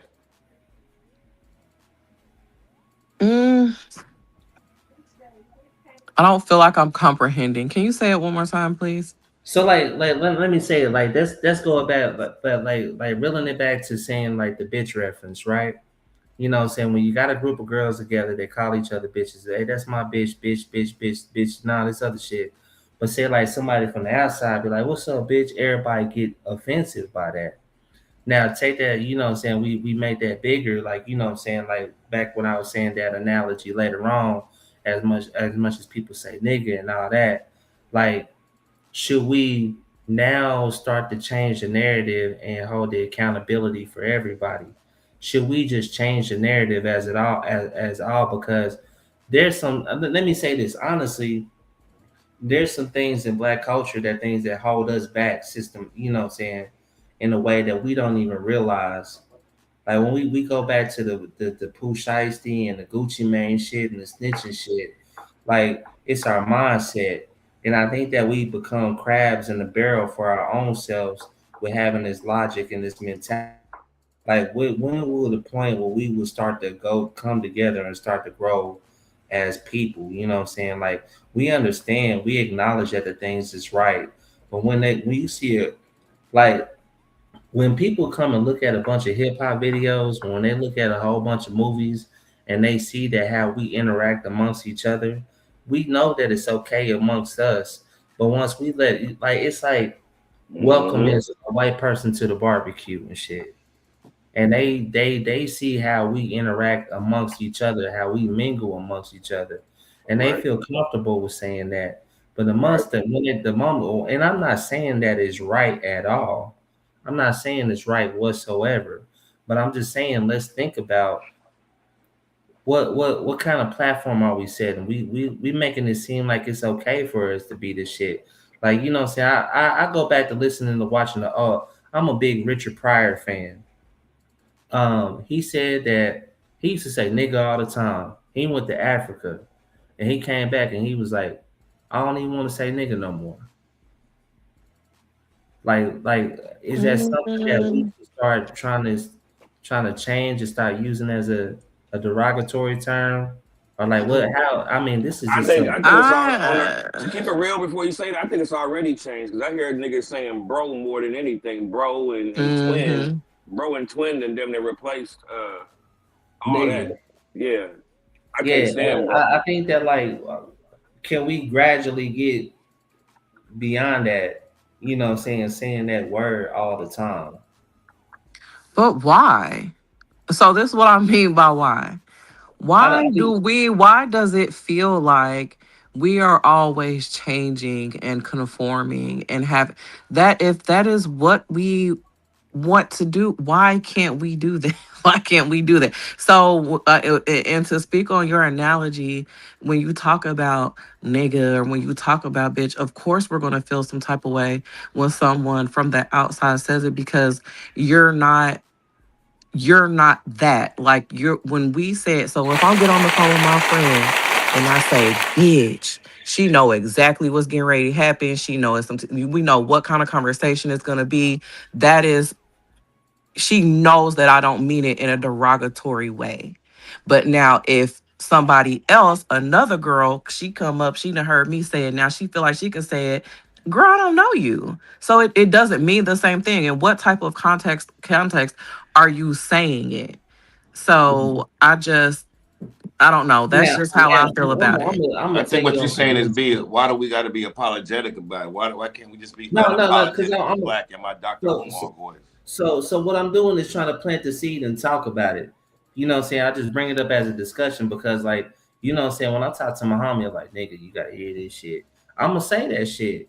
You know what I'm saying? I'm gonna continue doing what I'm saying, but at the same time, I'm thinking, I'm trying to critically think, like use critical thinking in this whole aspect of things to you know, like to create this conversation, like to address it. Let us instead of looking at it one way, we look at it in all ways. You know what I'm saying? Step outside the box. Are you saying so are you saying like maybe if we still say the terms or use the terms but not use them in spaces where it does where other people or quote unquote outsiders don't feel like they're comfortable enough to say these things? Yeah, so like if we know that there's an outsider amongst us, maybe we need to like it's like let me say it like this. Another way is like how you talk when you outside of work and how you talk when you at work. When you know that there's certain people around, maybe you need to adjust how you speak around those certain type of people because we don't want to make them start thinking that it's all right to say the things to do the things when they around. When we around that outsider, we just move a little bit different. Yeah, I get that. I get that. I see what you're So saying.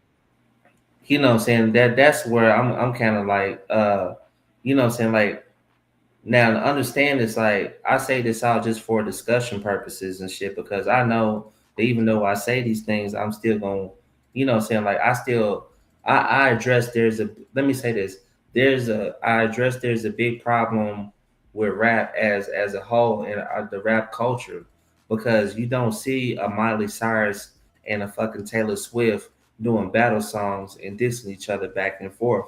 They don't do that. Only culture that does that is rap culture and hip hop culture. Now, I am going to go back and listen to a fucking Drake and Kendrick diss all the fucking time. I'm just saying that, but I'm just saying, I'm just addressing. I think somebody disagreeing with you.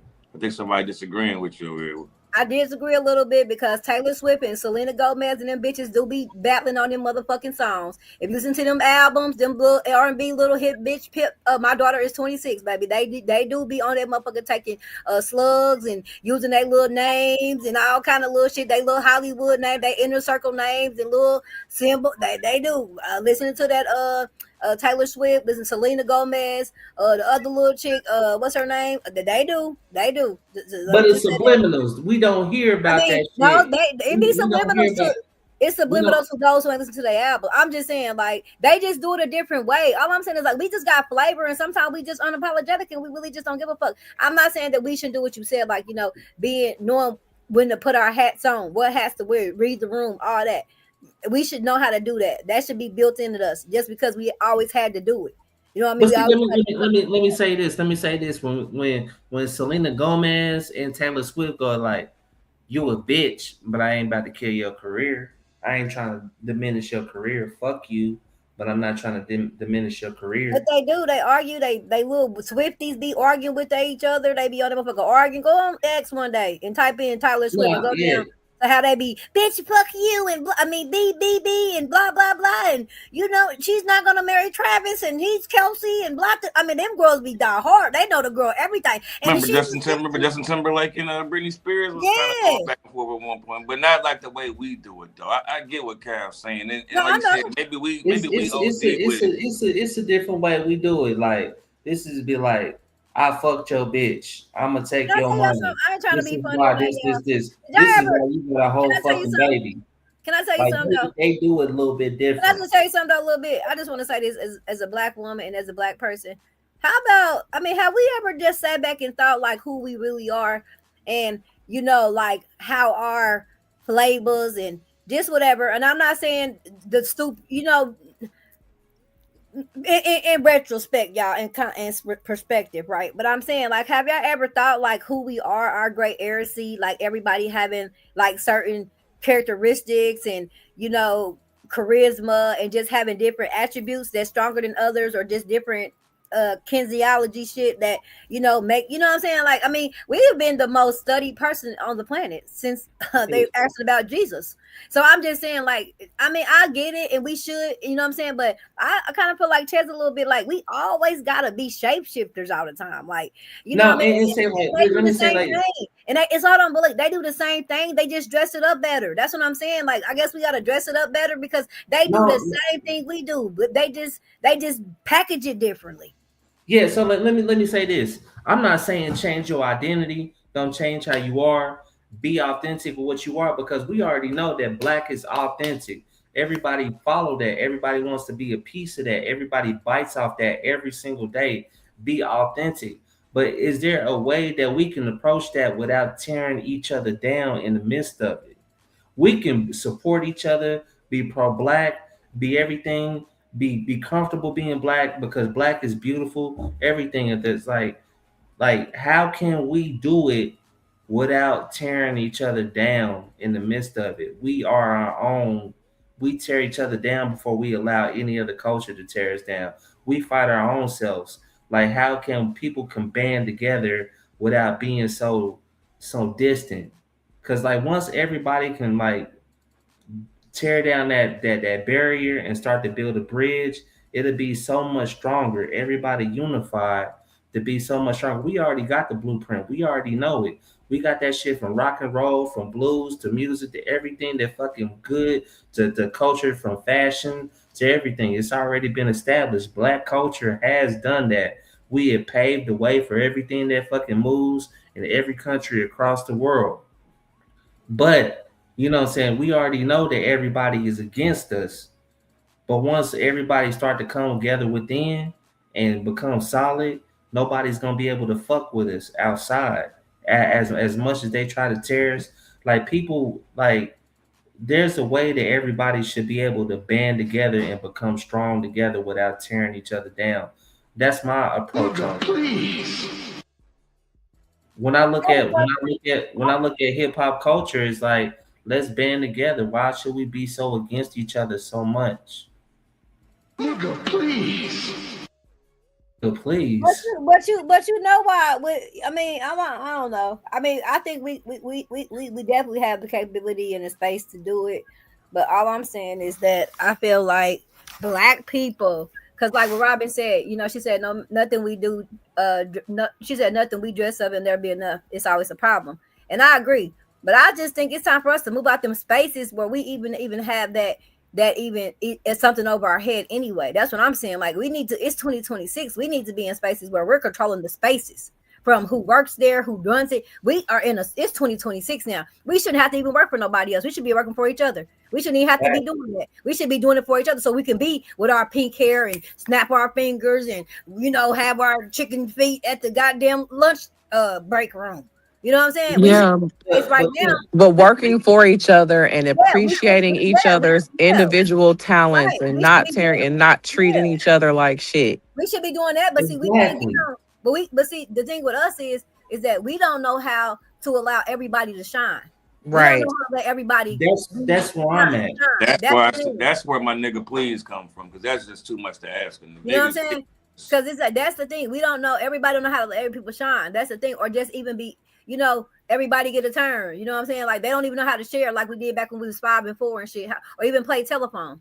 But we played in kindergarten. You know what I'm saying? We need to build that morale within each other. We need to compliment each other. We be like, hey, you doing a good job. My Black woman, you are doing a good job. My Black king, queen. I mean, you don't gotta use king and queen. I think that's a little. I mean, I think you can use those words if that's your verbiage. But don't be using it because you see it on TikTok. All I'm saying, I just think Black people in general have to step into a place where we're okay being under the direction of each other. We would rather be under the direction of Snow than the direction of us.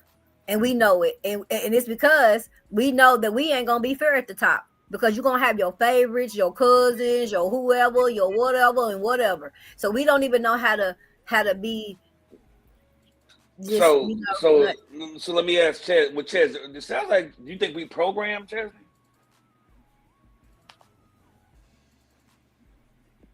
Yeah, that was my thought when the conversation was going on. I think with just things we've endured like in the past, and I just really think it passed down onto us. Not everybody, because there are a lot of us who do think out of the box and think for themselves and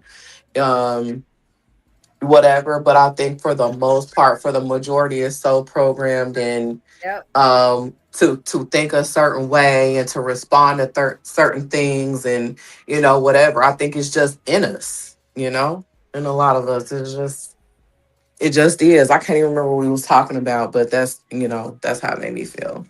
So like, do we feel like we like some way? What I'm trying to go is like, we create barriers in our own culture to hold ourselves back. How can we break those barriers and build those bridges to where we can come together, support each other, utilize everybody step up for real? Yeah, and the people that are doing it need to acknowledge it and accept it and not fight it. Do not fight it. Have someone in their corner in their life to tell them that shit in a way that's that can be received, not in, you know, in a negative way, with the right tone, and to acknowledge it, point it out, and really have a genuine interest in changing it and doing better. That's it. And does that sound realistic to everybody? Because I agree, but does that sound I feel like it can be done, but depend on the person. But this is what I think. Truth be told, and I'm gonna just keep it P, right? I think, truth be told, every individual has to decide in themselves, like, are they willing to die about it? Because that's what it's about. And if you not, go sit down. Because when I say die, I don't always just mean physically, because it's gonna be some rough times. You know what I mean? Even though we in 2026, it's going to be some discipline required. Individually, everybody has to look in the mirror, like Michael Jackson said, the man in the mirror, and say, is this life, this land, my future? What am I willing to do for it? And if you're willing to do something about it, then you step to the right. But if you not take your Bojango ass to the left and y'all go to the land and gives a fucks and go and run over there and go crazy. But the motherfuckers who want to do something and live and till this land and get some generational wealth and buy back some shit and do they shit and create our own society, then we go this motherfucking way. Because I ain't taking no dead weight. Like I told my family, when it all get down to it and we got to get to that motherfucking boat, all the dead weight getting thrown the fuck off. I'm not playing with nobody. If you ain't got no skill, you ain't interested in using your motherfucking skill, you ain't getting on this motherfucking boat. So go your own way. That's it. That's how I think we could do it. Those who don't want to do shit, who think blah, blah, blah, blah, we ain't going to convince your ass and keep begging your ass and showing you the proof already that's in the pudding. Keep your ass to the left. Those who want to do something, who think in this way, we got like-mindedness, we got tools, we know what to do. We're going to go to the right, take your ass to the left. And that be that. Shit, we tired of fucking trying to explain to you other half motherfuckers what's really good or not. We tired of that shit. Go on to the motherfucking Hey, and you know what, man? Let me tell you like this. The shit be like, have y'all ever planned that trip? And it be like 10 motherfuckers be like, yeah, let's go hit that motherfucking trip. We better go out of town. But then by the time when it really get down to it and people really like saving up that money, like it go from 10 people to 4 people to 2 people. And maybe 3 people at the most. It might even be one motherfucker that make it. You might go solo. Hey, the motherfuckers stop answering the call. They stop answering the text. They find, I was too busy. I was just trying to somebody I got too much going on. Yeah, people feel like they don't even owe people an explanation sometimes. They feel like hey, it is what it is and get over it. But you know what I'm saying? It's like life, and we all gotta understand life be life, and everybody go through their ups and downs. They got their struggles. We all got struggles. Everybody's life is not perfect. And you know what I'm saying? Understanding, like going with what Ski saying is like you gotta be able to take that sacrifice. This is a short-term sacrifice for a long-term gain. You know what I'm saying? A long-term gain. You know what I'm saying? You're gonna have people they're gonna try you. You're gonna have to walk through the mud. You're gonna have to get it out the mud. But once you keep on fighting, you keep on pushing, you're gonna finally get those results. The people don't want to go through the fight. And they wonder how we got civil rights and shit. You think our ancestors, our grandmas, grandpas, daddies, uncles and shit, you think they like that shit, getting their house, saying if they talked up and said something, nigga, they whole ass could be dead tomorrow. Nigga, their house could be burned down in an hour. They could be drunk at their home. They didn't give a fuck. They stood up. They walked. They got clinched. They got beat. They lost jobs. They lost houses. Nigga, they came and took people's shit. You know what I'm saying? But they ain't give a fuck because they said, guess what? Give me liberty or give me death. Nigga, they was going to lose houses, kids, their life, to speak up, to walk. They walked for 2 years on the boycott. 2 years walking. 3 miles, 5 miles, 2 miles, 1 mile, carpool, all that shit. You know what I mean? And that was just, that might have felt long as fuck with them. But guess what? It came to enact some laws in 1960 motherfucking 5 to 1965 to 67. You know what I'm saying? I mean, that we never had on the books at all. So it's like, come on, man. If they can do it, we got the internet, we got gun permits, we can go in the same bathroom as them. It ain't no whites only signs. It ain't no motherfucking none of that. What is our problem? So let me say this. Do you think that us as a society become too comfortable? Yeah, hell yeah. Yeah, hell yeah. I said that all the time. I said people need their Starbucks, they motherfucking We don't have nothing to fight for. We don't have nothing to fight over. We got everything. We got something to fight for, but it's been masked. It's been covered up. We've been because they've been getting so much worldly shit and so much bullshit that don't matter. Like motherfuckers been so much quick to get the butter. They ain't worried about the brains. You know, they so worried about the material shit. Like it's motherfuckers that got $50,000 cars in front of a motherfucking $500 apartment. Like, you know what I mean? I'm not trying to be funny. I'm being real. Like your debt to income ratio is motherfucking 0, my nigga. You can't do shit. Like you can't go get nothing because you got this big ass $700 car payment in your Section 8. And I'm not trying to be mean. I'm being real. Like when they pull your data and shit and you going to do shit, like they looking at that. So what I'm saying is like we got to quit thinking just like the body and the beauty and the dick and the cuteness and the money. That shit ain't nothing because you can't pass that on to your daughter. Hey, girl, take this fat ass. Take these titties. Take this face. You know what I mean? Hey, it's going to give you some money when I die. No, nigga. None whatsoever. You know what I mean? But Robin says with Ski, that was in a time where community would pull together when they stood up for a cause. Nowadays, hold on, I can't even see. All right. Nowadays, you do that was people will let you get hit by a bus, and the families they have will suffer for nothing. You know why? Because, hey, Robin, let me tell you why. Because if you say something to somebody kid, the bitch gonna be at your door talking shit, ready to fight you. But she know this little motherfucker ruthless. You know this little bitch mouth smart. You know this little motherfucker's a thief. But when I come to you, hey Robin, hey little Drew, took my herringbone out of the bathroom in the kids' room. Nah, my motherfucker's on it. Then your son got a herringbone in the goddamn week, bitch. Fuck is wrong with y'all? So you can't say nothing to the kids no more. Because my mama friends, anybody in the neighborhood on our block, 2-block radius can walk me back to my house. They couldn't really whoop my ass. They could hold me there, call my mama and let her say what the fuck to do. And if Vivian said smack her on her ass or pop her on the back of her head, Miss so-and-so did that shit and escorted my black ass home. You know what? And to take that a little bit further, when we go back into the schools now, we know that every teacher ain't right. Now, I'm not trying to give every teacher a pass, but let's call it out. Like teachers had more authority back in the day than what they have now. Right. Like these fucking teachers got to walk on eggshells because if they hurt the kids some kind of way, they fired. They out the door. It's like they don't have nobody to defend them for real. And like we put those. We trust those teachers to educate our kids and send them in the right direction. But if those kids are cutting up every fucking day, we don't hold the kids accountable. We gonna talk shit to the teacher. But hold on, so Robin said, Robin said, right community doesn't exist anymore. That's why it didn't back then. It worked now. But listen, back then they had the cocaine, they had the war on drugs, they had them trying to kill the motherfucking Huey P, all them motherfuckers that was trying to protect our neighborhood from the drugs. So they had a different thing. They was trying to protect it. They had motherfuckers trying to beat their ass for protecting the community. They had everything. Now, when your government tries to fight you for trying to keep your neighborhood protected, that's the problem. So our community back then had you know what I'm saying? Us, we got them, but not really. Not like then. You know what I mean? Like Fred Hampton was only 20 when he got killed in his bed with his girl who was pregnant.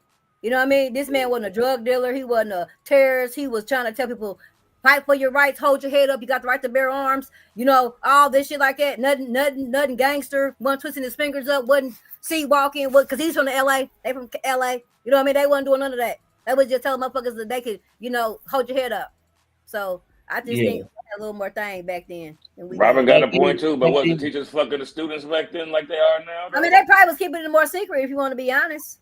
They probably just being a little more secret if you want to be honest. But also at the same time, like, hey, look, some of our teachers back then wasn't like how they are right now. I know built like shit brick houses, these young guys, and we didn't have no 25-year-old teacher when I was in the 6th grade. Man, hey, look, when we was teenagers and we looked at a 40-year-old teacher, that motherfucker looked like they was 60. Right, that's what I'm saying. We didn't have no fine ass. Like that. It was different. Now these motherfuckers is looking a little bit younger, a little bit vibrant. I ain't never had a teacher I wanted to smash. Tight outfits and shit, and motherfuckers is over here.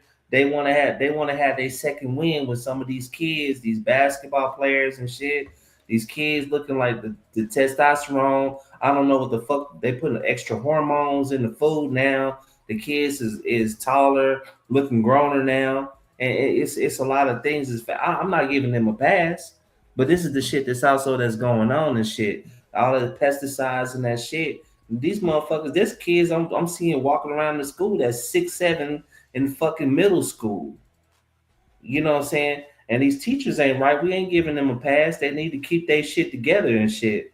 Like Miss Shirley right now, ass hanging out in this motherfucker. She 50 years old, looking like she's 30-something.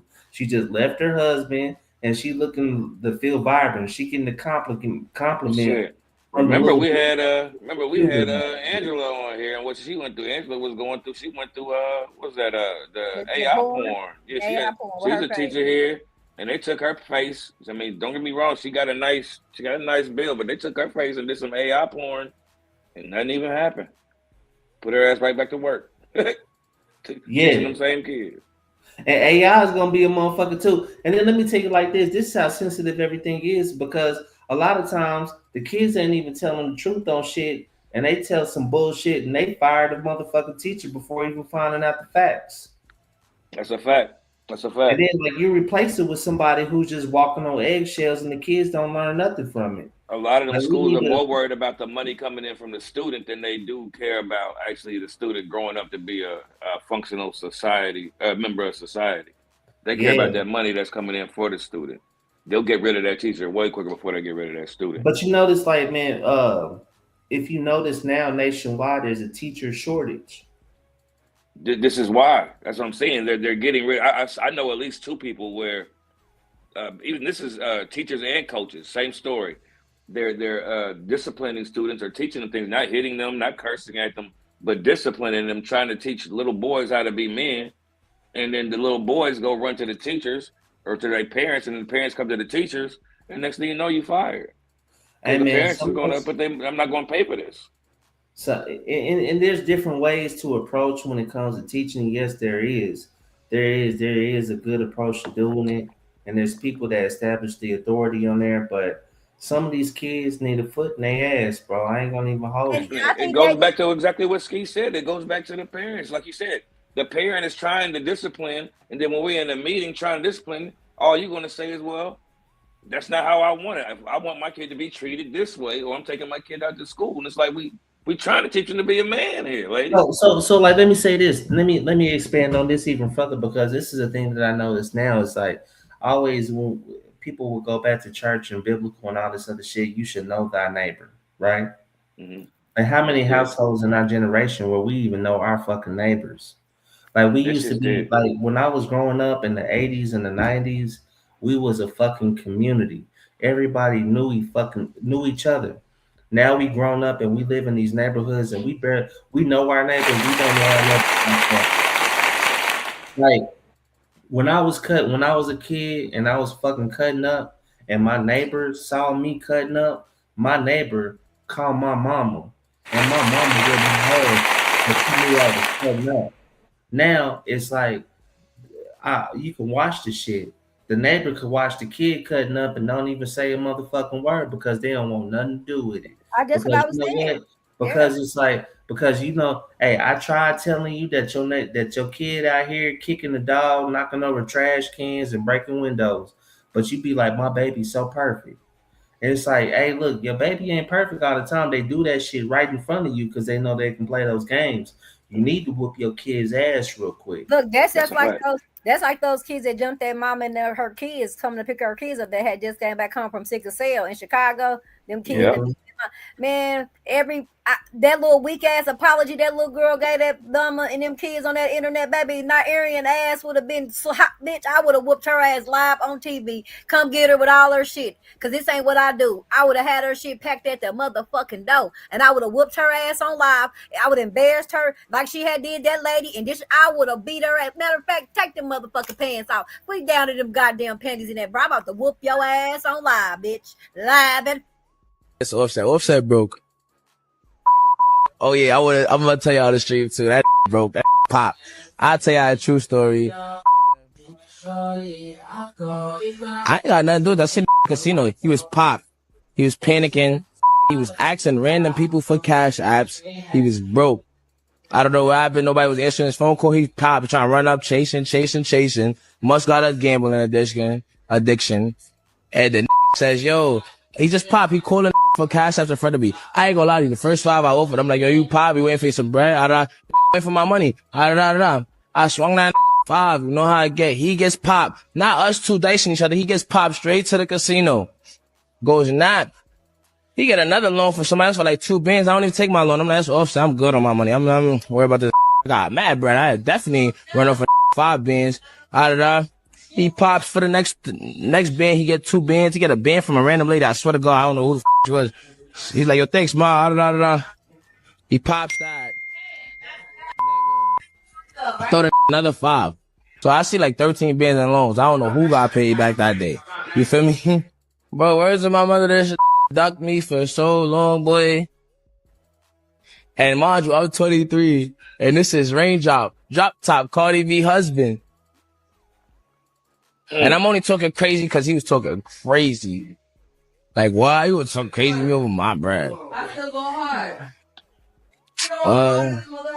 And I beat him up on his birthday, but. So that was Lil TJ. I don't know if y'all know who Lil TJ is. I don't know who he is, but I seen Man, ain't that the one of the dudes that him and Offset got shot the other day, right? And yeah. They said he shot Offset. So they shot him in the ass. Well, you know that's you heard that the fucking one of the bouncers came out and said Lil TJ got knocked out. Yeah, Like, they said that Offset was whooping his ass, and then when he turned his back, that's when he shot him in the butt. Yeah. Yeah, but I guess Offset is they said he got a gambling addiction. You would think I think it's crazy. Yeah, you say you asking this ain't the first time, but he's going around asking random people for cash apps, nigga. I don't think that's true. Like, look, when you pissed off at somebody and you the first one to jump on the live and shit, you gonna talk that shit. Now, do Offset got a gambling problem? Let's rewind it. Let's go back when Takeoff got killed. What was the fuck they doing outside the bowling alley the night that when Takeoff got shot? They was gambling. True. So, like, is this a thing that's been going on? Is this a common thing? These niggas is gambling, and then all of a sudden somebody gets shot. Cardi B said that Offset had a bad gambling problem. Like when he was trying to take her to court, you know, for the like go from joint custody and all that. She got on live, niggas screaming and yelling. She was like, "Dude, you spent $200,000 in the goddamn casino. Then you call my fucking phone. I said for $200,000 more dollars." She calling about, you know what I mean? So she already, that's 200,000. She didn't say 20. She didn't say 2. She said 200,000, and he does it on a regular. I'm going with Robin. I like Robin's theory down here, where she said that Cardi put a hit on her estranged husband. Well, she is a gangbanger. She could. Hey, it ain't nothing to put some money down to get that nigga hit. Now Cardi get a real nigga. Shawty wanted him wiped down. She got money to get him really wiped down. If the nigga trying to take me to court for 200,000, I'd rather get him wiped for 50. Nah, man, look that was 50. He only owed little TJ 10K. That's what I'm saying. He can't even pay this nigga 10 racks. I'm like, this is Cardi B husband. This is drop top rank drop. I get that. I was referring to your comment. I was referring to what you said. That's just crazy. So I think he broke, or he just saying he just don't respect Lil TJ to pay him no money. He don't respect Lil TJ. That's crazy. I think that's dirty, nigga. But then I think he deserved the ass shot. Then Paul. Some niggas can't take a loss. Some niggas can't take a loss. But damn, hold on, but Cap, on the real tip, bitch, you called me in the jam, hoe ass nigga. Don't fucking tell me about taking no loss, hoe ass nigga. You called me in the jam, bitch. You couldn't call them other motherfuckers, Quavo, Davo, no other motherfucker in the studio, bitch. Call them niggas that you been doing all these albums on, hoe. You can't call Gucci, Poochie, Pee Wee, Long, anybody, Trey, whoever in that motherfucker. Pee Wee Longway just got caught with a lot of drugs. Pee Wee Longway just got caught with a lot of drugs. And he got some good ass lawyers because he took a play between 10 and 14 years. Anyway, but I'm saying, no, you can't say that, Cal, because that'll make me do something to you, though. If you call me, tell me, hey, Ski, man, listen, I'm fucked up right now, Ski, man, wire me 10K. Nigga, not go wire you 10K, and you tell me, okay, and I don't pressure you for months, and then when I hit you, be like, man, dodging me and shit, then you try to little girl me, I'm gonna beat your ass. Fuck you mean? Because you ain't call your other friends. Why the fuck you ain't call the people that you could just let them have the 10,000? Shit. True. So like, yeah, so like we do gotta address that Offset do have a gambling problem, and he got an ego issue too. He do. Which most men do. Yeah, especially when he was especially like when think about it, when you are one of those guys that used to be on the top. When you went from Versace, you went from Migos being the top group, Takeoff gone, you know what I'm saying, the group ain't even hitting. Yeah, you can't hit up an Offset. When you burn those bridges with everybody, when you burn a lot, like when you look at Offset now, just to like think about it critically, like he lost his wife. He ain't fucking with Quavo. He lost his cousin first. He lost Takeoff first. Yeah, he lost Takeoff. He ain't with his wife no more. He was already in trouble with Cardi B and shit. Then you stop fucking with Quavo. It's hard for y'all to build a relationship. Y'all used to be tight as fuck. You start to, you know what I'm saying, like behind the scenes. Like, let me say this because I've been in entertainment. I've been in behind the scenes in entertainment for a long time. A lot of people, when they get some money in their pocket, they turn Hollywood. They think they made it. They like life is great. They think that money never gonna run out, but they never find a way to keep on making money. They don't start trying to make money until the money is gone. Or about to be gone. Yeah, when it's about to be gone. And then whatever money that they make back, they burn that because they got to pay off old debts because they've been borrowing money for a long time. So even when they do make some money, the shit don't last that long because you got to pay back people and the money ain't hitting like it used to be. And so like this is one of those guys now. He's trying to ride the wave, his old wave that ain't really a wave anymore.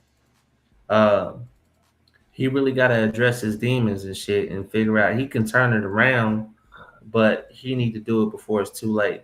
And these are one of those things that like this shit like this is gonna continue to happen.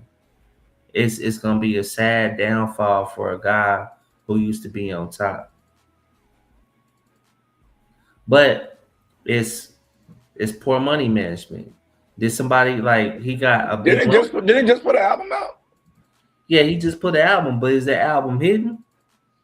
I don't know. He had that joint with JID that let the body shit the flow. Hey, he had that motherfucker slap, but that motherfucker one song though. What about the body of work? And think about what you getting off of streams versus are you actually getting off of album sales. Now, people can stream that shit all day. That may be a couple $1,000s, but that ain't a couple $100,000 if you were selling actual physical albums. And that shit, like who's the last person you say, hey man, I'm about to go buy a CD real quick. I'm about to go take my ass down to the music store and buy that nigga CD. Who actually is doing that shit down these days? I don't even know how record stores stay in business. Me either. Man, hey, look, they recycling old albums and maybe selling some shit. They selling the vinyls. Vinyls are selling more than CDs right now. Vinyls is selling more than because you want the nostalgia. You want the aesthetic. You want that old school kind of feel. That's the only reason why you buying vinyls right now. Other than that, nigga, you getting on Spotify, Apple Music, Tidal, Amazon Music, whatever streaming service that you got available to stream that music. And you be like, cause I don't want to listen to that nigga's whole album. I want to listen to the few hot songs. I think that's dope, and that's it. But it's just crazy that technically you paying for something that you don't really own. I think that's what's wild. Like when you go out to CD, you had the physical copy of it. You know what I mean? You can do whatever you want to take it somewhere. But if you lose your phone, you don't have your music no more. Your phone dead. You don't have that album. But let me say this. At the same time, I hear what you're saying on that part. Say like if you lose your phone, you ain't got that music no more. But what? Well, all you gotta do, log back into your account. And I mean, what if you just don't want to have that phone? What if you just want to play it when you want to play it? What if you just never want to play it on the phone though? What if I just want to pop it in something like a CD player or something? You know what I'm saying? That's like look at like when you buy new computers, do you see the CD drive in there anymore? No, I'm saying, but some people they still selling CD players though. That's what I'm saying. It might not be in demand, but you can go to any Walmart, any Target, and see a CD player. Are you buying a CD player though? Yeah, they still got CD players. My mama got one. I'm about to buy one. They got CD players. All I'm saying is that intellectual property thing is big. I don't want to have to keep a phone to keep my music. That's the thing. Yeah, we paying y'all every month. Like you said, like we never own it. So if I want to play it not on the phone, I don't want to be connected to your server. I want to do it on my own. That's the thing, and that's to me that's highway robbery. I'm paying you for something. But see, like let's be honest, how we allowed that highway robbery to happen. We allowed that to happen. No, Napster came in and did that. Napster came in and did that, not us, because I'm taking an actual music class right now. Actually, I got an A- in the class, but actually Napster came in and did that. You know what I mean? And then they fought, and then the music companies fought Napster because they were trying to sue like the internet people for letting people download it and all that. You know what I'm saying? And they was in court with Napster for almost a decade. But see, like that opened up the door because they opened the door for Apple. That's how they came with the Nanos, the Apple, the iPods, and all that because Napster was in legal battles with the industry for so long. So that's how Jobs' ass came up. Let me see how up. Ain't no up. There up. Let me put it on this little iPod. You know what I mean? Let me put it on this motherfucker. You know what I mean? So We like look at it. If you look at it, we gradually in a saying not subliminal, but we thanks, gradually Robin. they breadcrumbed us. They breadcrumbed us in a way to adapt to the streaming. They did little small things over the time to make it seem like it was more convenient to just stream. Hit us $10.99 a month, and you get to stream Get as much all the music you want. Yeah, and so because like I'm gonna tell you, I agree. I was so much against it. It was so long before I even got a music subscription. They gradually forced us into a position to where we had to. That's what it was at this point. The internet and Napster was the start, the beginning of it, but the internet and the convenience and our But short see attention the span. precedent. But see the precedent from the lawsuit with Napster is what made the go for the piracy. You know what I'm saying? Yeah. That ruling from that case. So once that ruling was out, it made it easy because of that law for people to download that music on different apps and different websites and stuff like that. Just because they couldn't find the internet companies for allowing people to download it on their server or their computer or their phone or whatever, you know. So it was just a whole bunch, and that's who started it. And I feel like Apple came in the time where Napster had had the music industry, you know, kind of on them and the piracy thing, and they came in and said, okay, well, fuck it, we're gonna have it on the encrypted system, you know, blah blah blah. Remember, and then remember back then you didn't have iTunes. Remember, you could just go to the genre and download the album or the whoever, you know what I mean? Like we didn't have iTunes, but you had to go pay the $7.99 and all that shit when we had them iPod Yeah. and all that. We didn't have to do none of that. It was already like kind of, you know, that you could download it on the phone from their little whatever options they had for us to download those songs from. So I think Apple definitely came in. So Jobs, you came in that thing. yeah, so and so like I'm saying Once like they it's got the like artist to sign, it was all good because the artist remember Napster they weren't getting Yep. paid. So once they Yep. got the so artist to say, hey, you can download, we'll make you some money Yep. off of it. It took away, but Yep. like Cal said, you're losing money off a stream. They changed the rule where you got to get 1,000 or 1,000,000 streams to make $1 when you can yeah, take a physical so copy like and get $10. so yeah, And my then the bad, my artists was bad, my making bad. more money too on the CDs. Man, my bad, but it's like a timeline because it's like everybody's right in this whole scheme of things. It's like they knew what was coming and the gradual change from things. They was like, we can allow this, but this only gonna be so long when you're gonna be able to do this. I mean, like if you go ahead and just allow this to happen and stream it, you're gonna get to a more broad platform. And so you gotta sell it. It's like the record deals. We going back to like the Gucci Mane and the Pooh Shiesty shit. Like, hey, this is what it is. Like, we giving you the best deal out here. What I mean, you can go anywhere else you want to. You ain't gonna find no deal like this. And people finally caved into it. They found it more convenient. They found that they thought it was more of a push, and they adapted to it. Let And I me mean, and ask you this, Cal. Let me ask you this, Cal. If y'all, I mean, you might not know the answer to this, and Ski, you can answer if you know too. But do you know if his Gucci's deal on Shiesty's is like on some 50 Cent game shit or like on some Easy E Dr. Dre shit? Like, is it on some he won't let me out the deal type shit, or the deal just wasn't what he nigga, wanted? this is what's to do with Ruthless Records over Easy over E, Easy E for over Dr. Easy Dre. E and Ice Cube and shit. Are you talking This about is the how, white man, yeah, like Jerry what I'm saying. Keller, Jerry, whatever, yeah, Jerry Keller? Yeah. Jerry Keller. Killer. This is Jerry Killer over fucking Easy E and Ice Cube and Yep, NWA and Ruthless. That's the kind of fucking deal that was going on right there. yep. That was a I'm fucking you right now deal because there's no way Pooh Shiesty get out of jail and like look he was like in order for you to keep on making some money you gonna need to keep on pushing records out. He like when Gucci knew when Pooh Shiesty got out, everybody was gonna be on Pooh Shiesty. And Right. fucking Gucci knew that he could turn the dollar off of him being out. They can get him on some first day out shit, Right. get his name and all that other shit. And so Right. like Pooh Shiesty got out of jail, everybody loved him. Everybody want to throw money, want to throw concerts, and Gucci was like, "Oh no, hold on. You Yep. still He in was the telling me. contract. Like Yep. I know you did a couple years, but like you know what I'm saying, you signed something. You Right. still got contract obligations that He you don't got. have no rights to his likeness, his nothing, Yeah, none of that. So even him doing anything, getting money in the So he show, did it. He did it. He did it.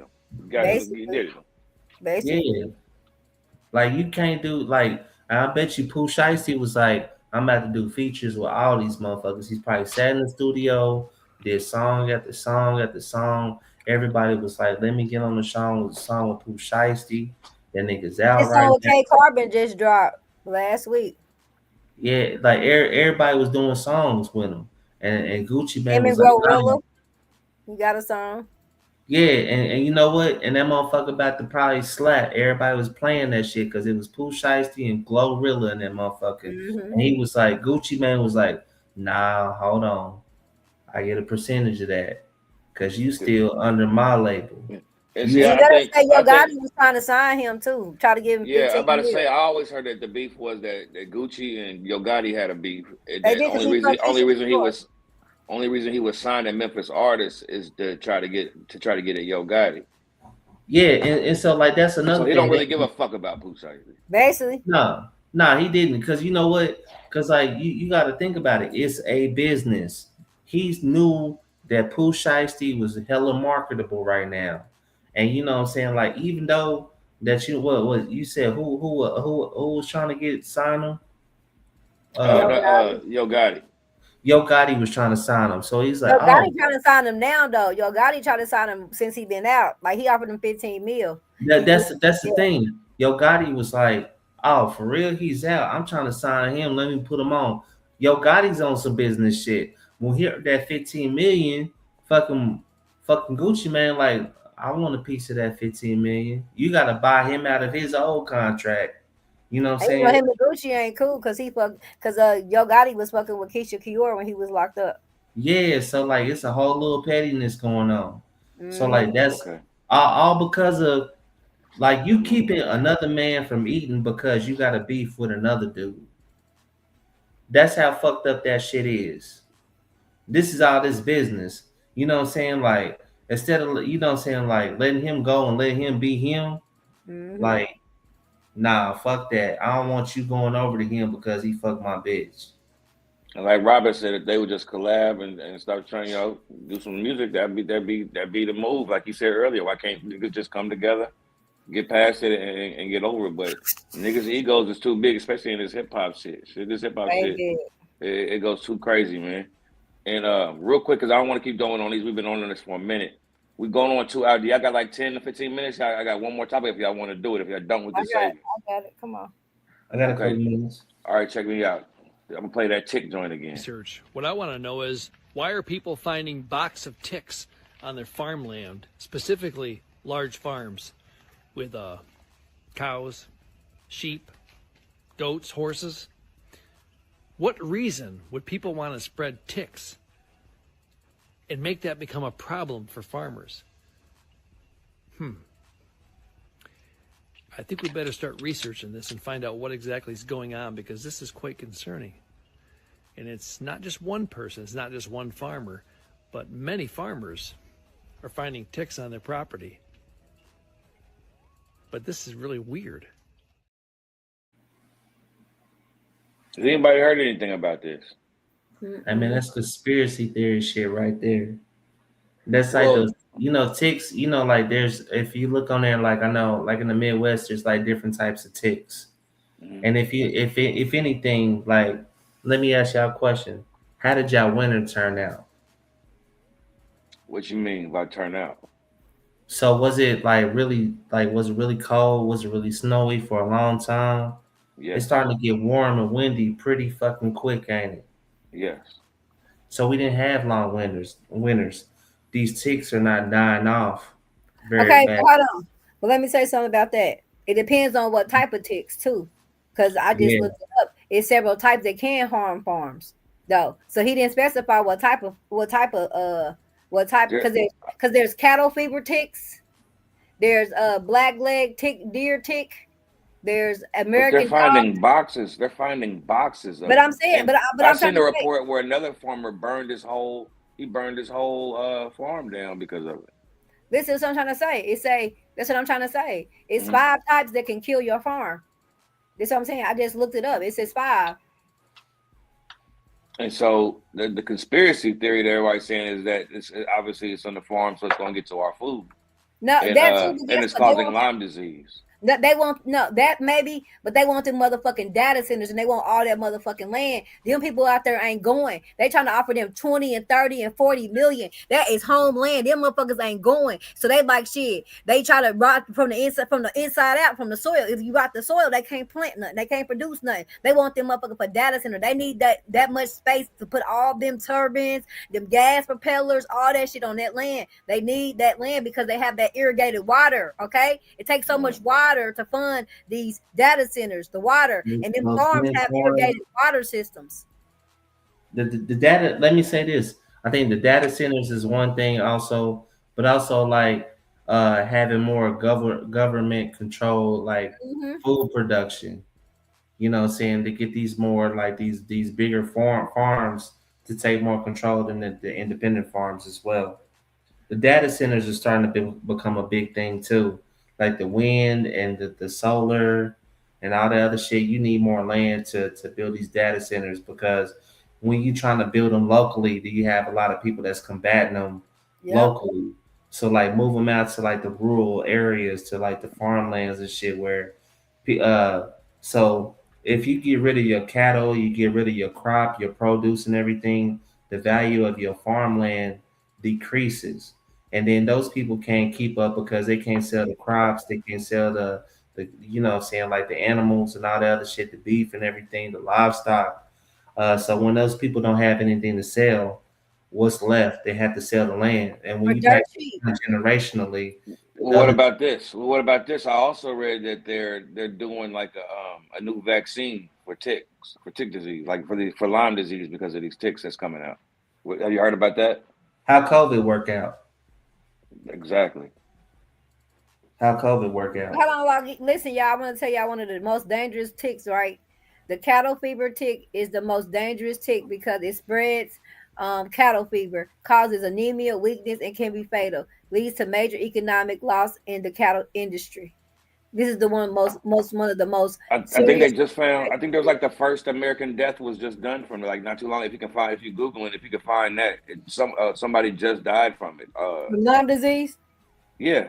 These ticks, like you said, this release. So I know y'all talking about because again, I don't know. So I know y'all talking about the AI and the land and all that, but it could also be something else. I could think, like you said, it could be for another vaccine or whatever to push, or it could be just trying to, like you said, fuck us up in the food. I don't know. Hey, you know they got the motherfucking ticks out there, man. It's a certain type of tick that if you get bitten by that motherfucker, you start to the black leg. It's called the black. Listen, it's the black leg tick. The Lyme disease is primarily carried and transmitted by the black leg tick.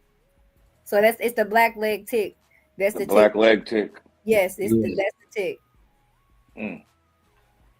Those ticks do some different shit, man.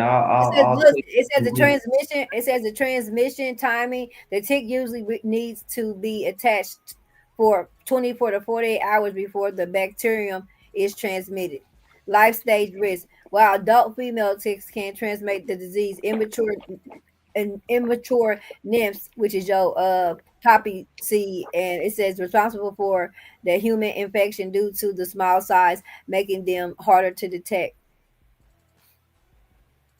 It says the highest risk is the Northeast in the Mid-Atlantic from northern Virginia to Maine. North Central, primary Wisconsin, Minnesota, and Michigan. West Coast is Northern California, Oregon, and Washington. Yep. So the black. I just ran across that, and I just wanted to bring it up because, again, it's they'll be trying to have something, then that'll be an outbreak, and then that'll be some shit, and then y'all have some way to lock us down, and it'll be a whole nother try to be COVID shit. Then y'all suspend everything. Won't be a midterm. Won't be election. Won't be nothing. And this bitch will really be the last president. Get the fuck out. Hey man, for real, like if y'all pay attention, like start looking at the news, man. That shit gonna be like it's a tick outbreak. Yeah, Mid-summer. watch. And we seeing it here right now on the fucking 8th of fucking April at 12:11 today We on was April we was 9th. dealing with the, April let me 9th, say, my bad. It's the 9th. so back in August, like late August, I was reading, seeing a lot of reports on the tick outbreak. There was like these ticks, and so like to go any further, like these ticks go hibernate when it start to get cold, and a shorter like winter season. Like we had like a couple good snows and shit. Like it's gonna affect like the middle of the region and southern regions. Like not the north so much because they get the cold, like Minnesota and all the other shit. They get snow. Those ticks die off. But when you get to like the middle part of the country and shit, like and start to go down south and other shit, the ticks don't die off. They like hibernate in the trees and shit and in like wooded areas and they keep warm and like they able to withstand like short periods of cold weather. And Hey, then once word to everything. I ain't never seen a tick in my life. man, them motherfuckers is about to start popping up. Like we ain't never seen ticks, but the motherfuckers they saying like it's a likelihood the motherfuckers to come out there big time this summer. We won't see it until like July. We won't see it till July, but yeah, they've been breeding like a motherfucker and it's crazy. And then Will Dusty Foot had them genetically modified mosquitoes. Bill Gates. That he released in Florida. I think there's some ticks like that too from him. If you want to Google that too, I think Bill Gates got something to do with these ticks too. That's Listen, I'm gonna say this and I'm gonna let y'all go, but just think about it. Everybody that's government, right, from Bill Gates to Elon Musk to whoever, they all talk about it being another pandemic. I mean, they always said even after COVID, it's gonna, there'll be one, and everybody was like, how the hell y'all know? Remember the Gilbert said it'll be another one. I just want everybody to just start paying attention though, like he said, because they said it right, and they didn't have some time to conjure some shit up, just to, just saying, because we're not dying like they black people. I don't know about other people. Black people, we ain't outside with the free kings, no kings. We ain't outside. We outside with the family barbecuing and chilling. We ain't in this fight. So they couldn't get us with the COVID vaccine because we had that Tuskegee. We had all kind of other shit from the motherfuckers with the LSD and all the other shit they did to us. So we weren't fucking with that COVID. So here they come for us because they know we the hardest group to get. So they have to, start pumping. But they all, if you look at any commentary from Bill Gates, Elon Musk, or anybody like that, they always talk about it being another pandemic. And they've been saying that since COVID even started, and when they kind of got halfway to the year, they kind of like basically got the vaccine and saying, "Oh, it'll be something else." You know what I'm saying? So, is this the something else? I'm reading right here. Bill Gates funded research into genetically engineered cattle ticks. Now, 450,000 Americans have red meat allergies from alpha-gal syndrome caused by tick bites. Remember what I was saying just a minute ago? Those ticks is getting you red meat allergies. Now, like what you're saying, to expand a lot further, like what is the new form of warfare? The new form of warfare ain't dropping bombs on motherfuckers. It's more disease, and it's gonna hurt like our network infrastructure. You take out our data centers and all this other shit, and that be the new form of warfare. They gonna hurt you in a different way. Instead of them trying to kill you, they're gonna do ways that make y'all hurt each other within your I'm own. with Robin. I'm with you, Robin. Yeah. They try to hit us with the COVID vaccine. Where's that at? Right, Man, like you said, how'd that work out? That played out terribly, and Man. act like it didn't even happen. Man, that shit was a placebo. Man, I said the same thing. It was a fucking trial run to see how they could shut us down, and we was gonna be ruly or unruly or go willingly, and we bowed down. Look, that fucking government don't give away shit for free. Hey, they told us, man, listen, when your job tell you, hey, take out 4 hours, we're gonna give you $100 gift card and get the vaccine. And then every day closer it got to their quota they was trying to meet to get people so many to go in a month, they'd be like, oh, we're gonna give you breakfast, we're gonna give you lunch, we're gonna give you the $100 gift card, you can be off all next week, Bring your children with you. If you had a newborn, we'll have a baby, a titty for it to suck on while you're on the phones. Just come on in with that shot and give us your vet. And then the thing too, what made me mad too, I'm gonna let y'all go. But remember how you had, if you worked in medical, any type of information, you had to do HIPAA, right? You had to sign HIPAA. But you was asking me for my whole vaccine card that had all my, you had to have the bottle that the valve number was on. That vaccine card, remember, it had their name, their doctor initial, it had their vaccine bottle number that they got it from, 7139- was on that motherfucker, and the doctor's signature. You know Hey, what I'm saying? look, check this out. If you wanted to create your own study and fuck with the whole public, that was the time to do it. You created a form of segregation by doing that. You separate the people that's been vaccinated to the people that was not vaccinated, and you turn them against each other. I don't want to be around with you because you're not vaccinated. I've been vaccinated. Remember they tried to do that? Remember they tried to villainize us? Because I remember I was like, oh, you're not vaccinated. I'm like, no, I'm not going to be that. I was like, you guys are holding the transmission. But when it all came out, remember the people that got vaccinated was the one holding it. Remember the ones that got vaccinated was the ones that was holding the transmission longer. Remember they tried to tell us it was us, the non-vaccinated motherfuckers, was holding the transmission. No, it was the vaccinated motherfuckers that held their transmission. Yeah. Hey, man, I had motherfuckers come to me, be like, you got kids at home, don't you? I'd be like, yeah, I do.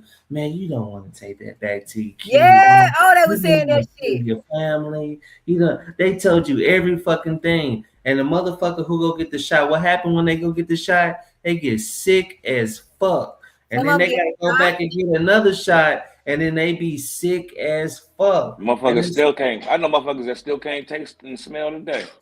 Man, to me, let me tell you like this, even further, let me tell you this real quick. I think that whatever dormant disease that you could have had that was hereditary, that shit activated. That COVID vaccine activated that shit. How many more motherfuckers got diseases, got sick? How many got motherfucker shit that's going on now that didn't have it before? It just awakened whatever that you had going on that was dormant. It brought that shit out. And we're gonna say this too. It was the biggest insurance scam of all fucking humanity. That was the biggest insurance scam of the motherfucker. Everything. If you sneeze in that motherfucker between 2020 and 2023, it was COVID. COVID. COVID. Everything. Flu didn't even fucking exist. Was COVID. I'm talking about if you went to that motherfucker for a sore throat, nigga, runny nose, sinus infection, nigga, earache, motherfucking a backache, nigga, the neck sprain, nigga, COVID. That motherfucking PCP code was motherfucking 8, 13, 22, 54, and 16, nigga, or 2 for office visit or 5 for outpatient, nigga. They was laying that shit down. They was laying that shit down. Hey. Man, look, you could have had a sinus infection. They said it was COVID. COVID. Anything was COVID. Hey, I mean, they made you, and I was hearing the motherfuckers who had to go sign, when they went to go take the shot, they had to sign that form. If something happened to you, you could not sue for taking the shot. But look, let me tell you something, though. Let me tell the people that's watching this show something good.